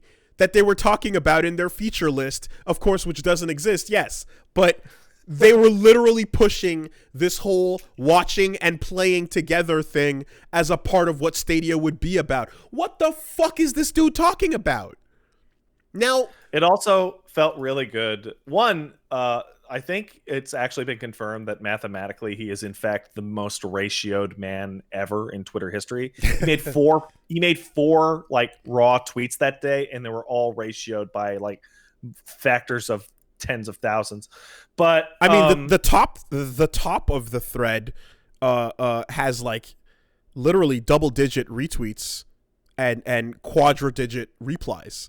So Twitter does this incredible thing that I really love now. It's one of the only features I really love about Twitter, where when you click on a tweet, you get to see how many are real retweets and how many are quote retweets. Mm-hmm. And you get to see that the original hot shit ass take has 600-ish retweets and nearly over 18,000 quote retweets. There you go. Which was an entire day of literally every single person on my timeline being like, yo, this is stupid, including such people such as like Dave Szymanski, the creator of Dusk. Now, and just every single dev I follow now was here's like, the thing. this is stupid. All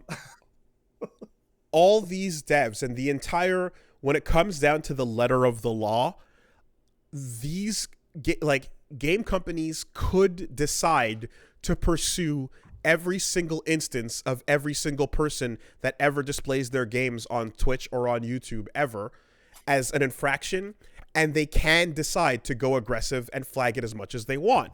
We see In some fact, companies we constantly almost doing went this. through that a couple years ago. Yeah, well, we see a bunch of this happening every time Atlas puts out a game and they fucking put out a warning about what you can and can't stream. And we also see this shit with like a lot of Namco Bandai games where a bunch of the game's footage and sound will often be already archived in the flag content system. Do you remember when Nintendo was all crazy about that shit, and then they made the Nintendo Creator Program, and then that horribly failed, and then Nintendo just gave up? Yeah. They can choose to do this. It is a ridiculous war to fight. Make no mistake. It's an insane... And it's a benefit to literally no one. It's a costly war that does infinite more hurt than it does help to them. But they do have the ability to do it. You know what this reminds me of? This reminds me of Ubisoft. Isn't that a crazy coincidence? Going so hard on anti-piracy on the PC that they ruined multiple versions of their games and they sold almost nothing. Do you remember that? Where Ubisoft had that insanely horrible, like always online DRM. The one where you buy it on Steam, but you have to boot Uplay? Yeah, and then if you drop online for even literally 1 second, it boots you out of the game and doesn't save your game and all that crap. Yeah, when I wanted to play the 2D Assassin's Creed games and I ran into that wall. Yeah, I remember. And when they were interviewed about it, they're like, we can confirm it's cutting down on piracy. And they're like, was it increasing sales? And they said, we can confirm it has cut down on piracy. And it came out with like Steam DB that those versions of those games just sold like goddamn shit. And then they gave up. Like, anyone it's who's crazy. That guy worked at that company during that period. Isn't that wild?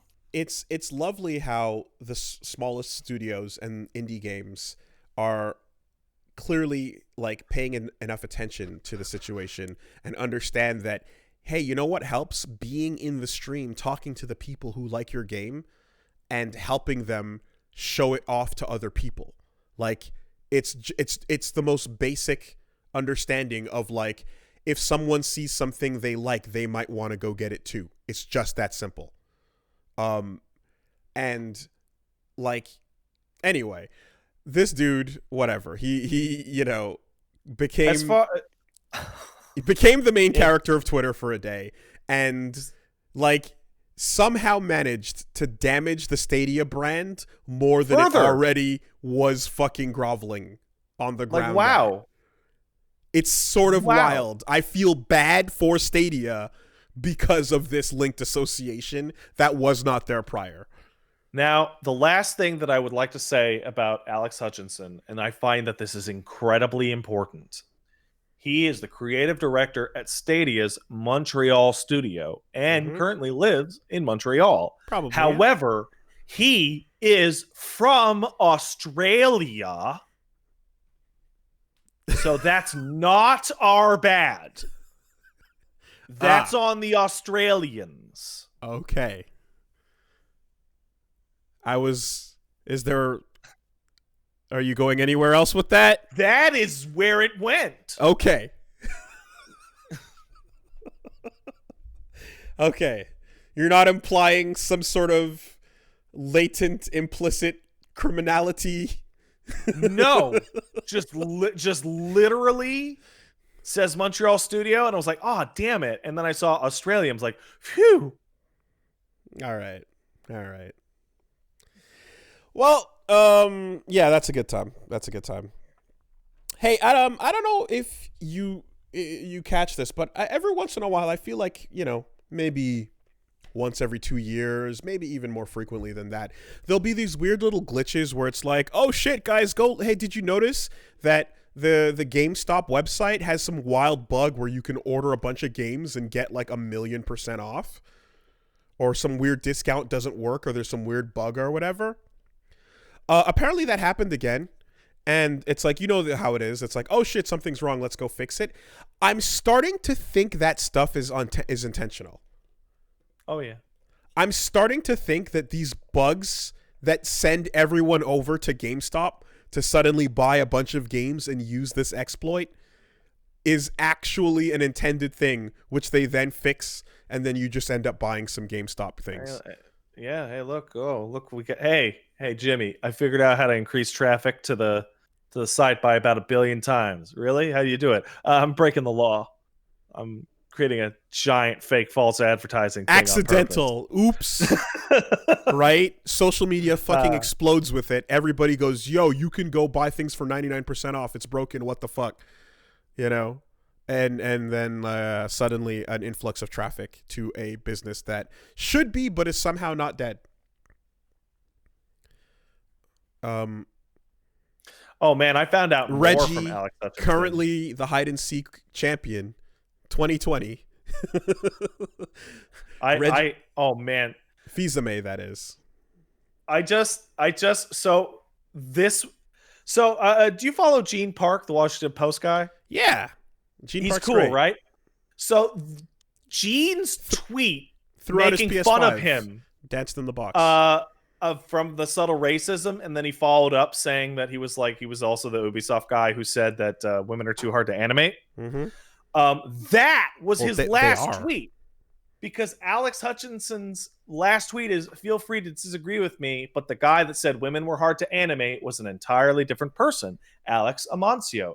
Can you kill this and apologize? Which Gene did delete it and apologize, which was then followed immediately afterwards by people finding the Polygon article in which Alex was interviewed for Far Cry 4, in which he said the exact same thing. Quote, it's really depressing because we were inches away from having you be able to select a girl or guy as your co-op buddy when you invite someone in. And it was purely a workload issue because we don't have a female reading for the character. We don't have all the animations. And so it was this weird issue where you'd have a female model that walked and talked and jumped like a dude, etc. So like, hey, could you apologize? I never said that. Followed by, oh no, wait, you said like 99% the same thing. And then he disappeared from Twitter. Can you follow me back to the yesteryear of July 21st of this year for a second, where PC Gamer put out an article, headline, new reports claims Assassin's Creed developers were pressured into minimizing female protagonists. Oh yeah. Can we just take a second to, just keep that in mind? Or how about the fact that, remember how I said the guy said that Egypt and Japan were boring? When he left the Assassin's Creed team, Origins was the next game to start development, which I'm going to theory craft in my mind is that as a position of power, he was actually directly responsible for not letting Assassin's Creed go to cool locations. The thing that we've wanted from the first game and been hoping for. Also, Egypt is boring might be the funniest statement ever, because Egypt, I think, is like tied with China as like geographic location with the longest history of history. Also, the Assassin's Creed franchise was sort of a spiritual successor to, I don't know, maybe Prince of Persia, maybe. Whatever. Anyway, the fact that this take just keeps on delivering the further you dig into it is kind of a thing of wonder. It's incredible. God bless. And I kind of feel bad for him because it's in this place where he hasn't tweeted since that day, and the instant he tweets anything, he will have a shit zillion eyeballs on him examining him for dumbness. Anyways, gonna hop online and stream some Fall Guys. Who's up for it? No one. No one, bro. Hey, how did that game get popular again? Streaming. Oh, yeah. And it was free on PlayStation Plus. So no one paid for it, actually. Oh, okay.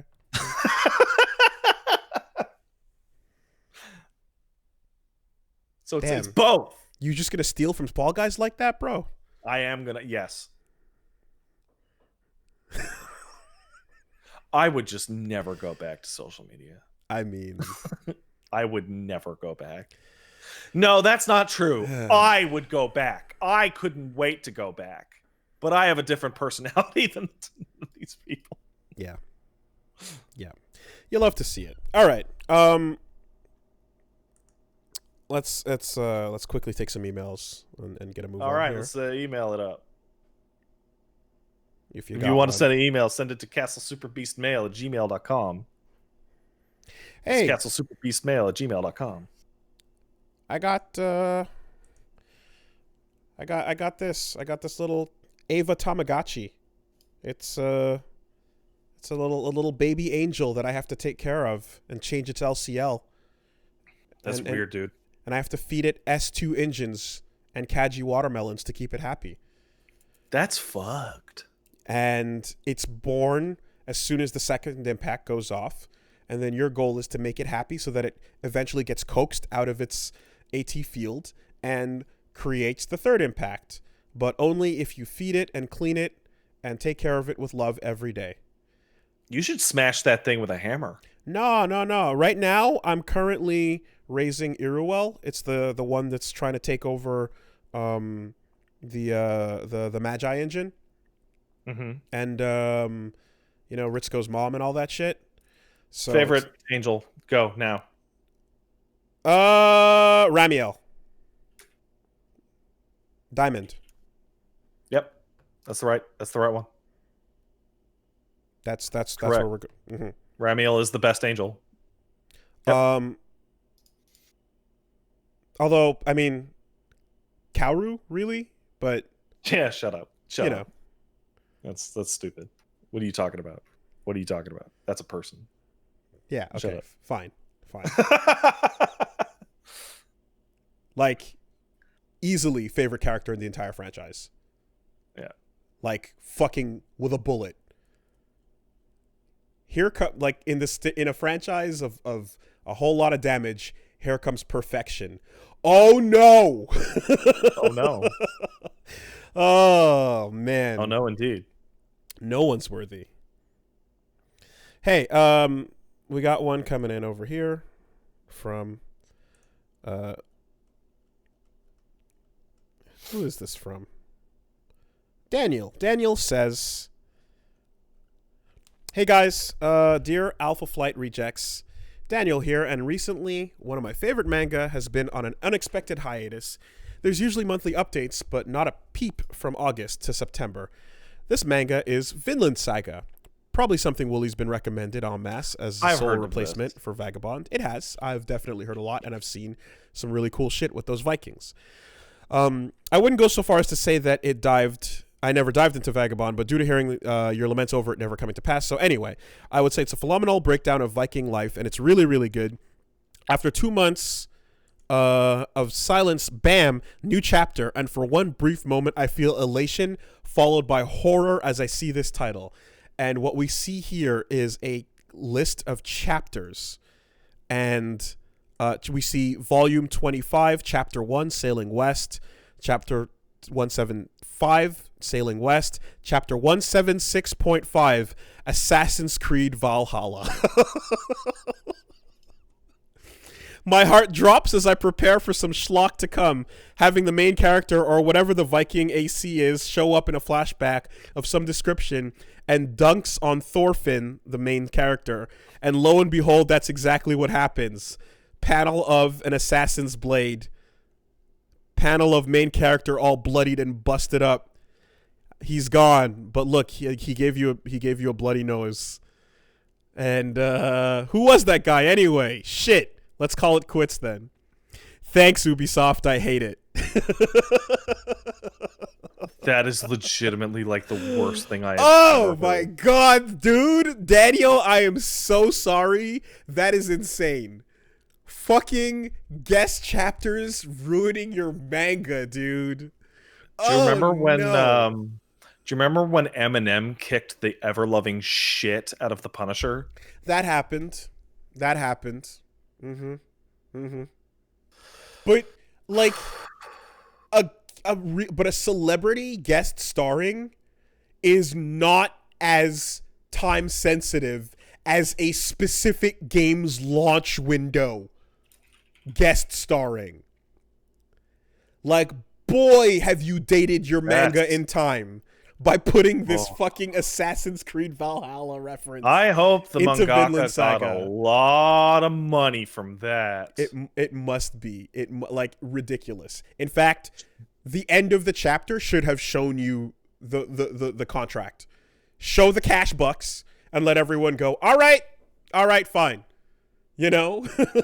That's legitimately so awful. Oh my god. You're literally ruining the entire run with this moment. And it's a 0.5 chapter, so perhaps people can just look at it and go, throw it over there. But wow. I feel so bad for Vinland Saga fans with that. That sucks. Just put it in a different place in your brain and ignore it. That's terrible.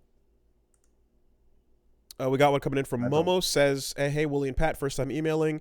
Got done watching Bakemonogatari, and there's an argument for how you should watch it, because the release order is different from the novel. Chronological order jumps between seasons. So my question is, have you ever felt the need to solve a puzzle before you started enjoying something? Is that the one where he fucks his sister? I don't know. But I can tell you, it is a valid argument when different adaptations have different orders to how the story is told.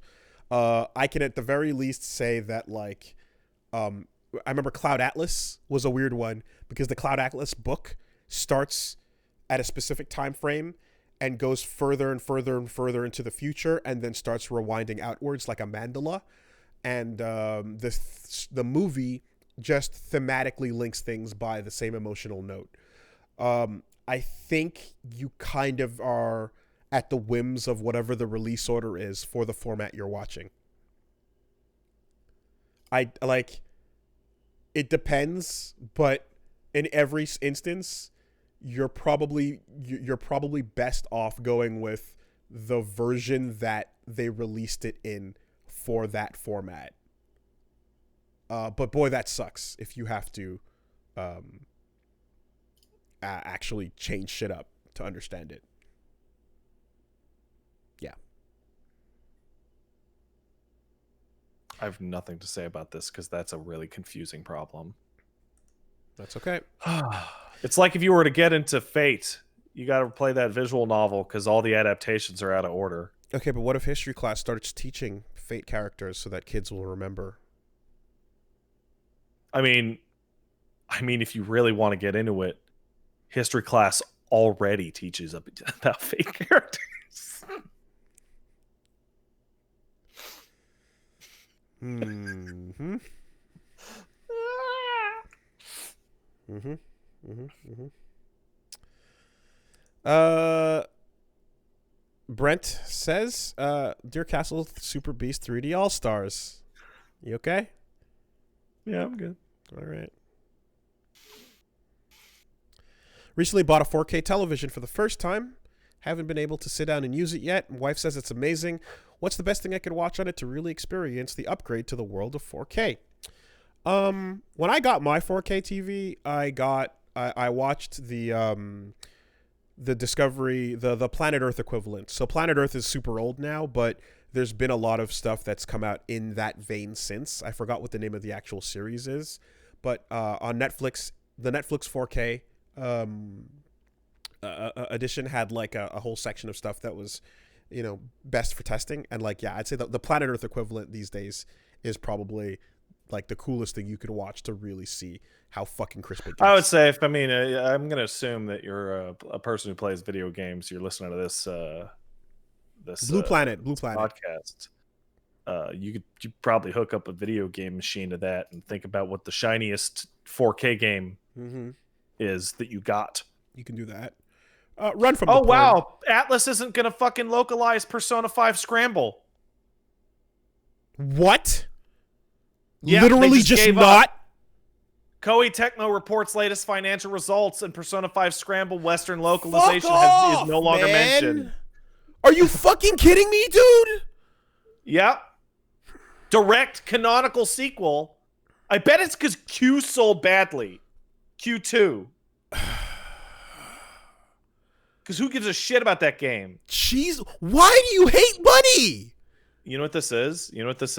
This is why? Hey, Wooly. What does the words magical star sign mean to you? I don't fucking know, man.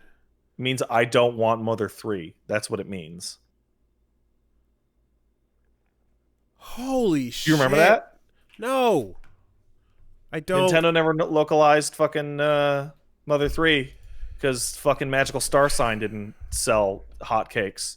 So they went, oh, I guess people don't want RPGs. Well, I guess it's on the fucking fanslations then. Cool. Awesome. The team's already fucking getting ready. People are putting their shit together. Not this shit again. Reluctantly, a team has to form now to do the work that the fucking company won't do. I sent Atlas an email multiple weeks ago through an intermediate that I know they read her emails, and they never got back to me, and it sucks. Is there even a way to translate and mod this? No. There's currently a subtitled playthrough on YouTube that I'm going to assume will be killed by copyright strikes soon. Oh, you fucking just... Why are you so awful at this? Oh, there's a Switch emulator? Oh, cool. That was fast. Why are you so awful at being a company? Who the fuck was responsible for getting Persona 4 Golden on Steam? Someone who probably got fucking fired the next day. Like, I don't... It's so nuts, man. The most restrictive shit ever, and you won't give people things they want to play. Like... Alright, anyway. Alright, I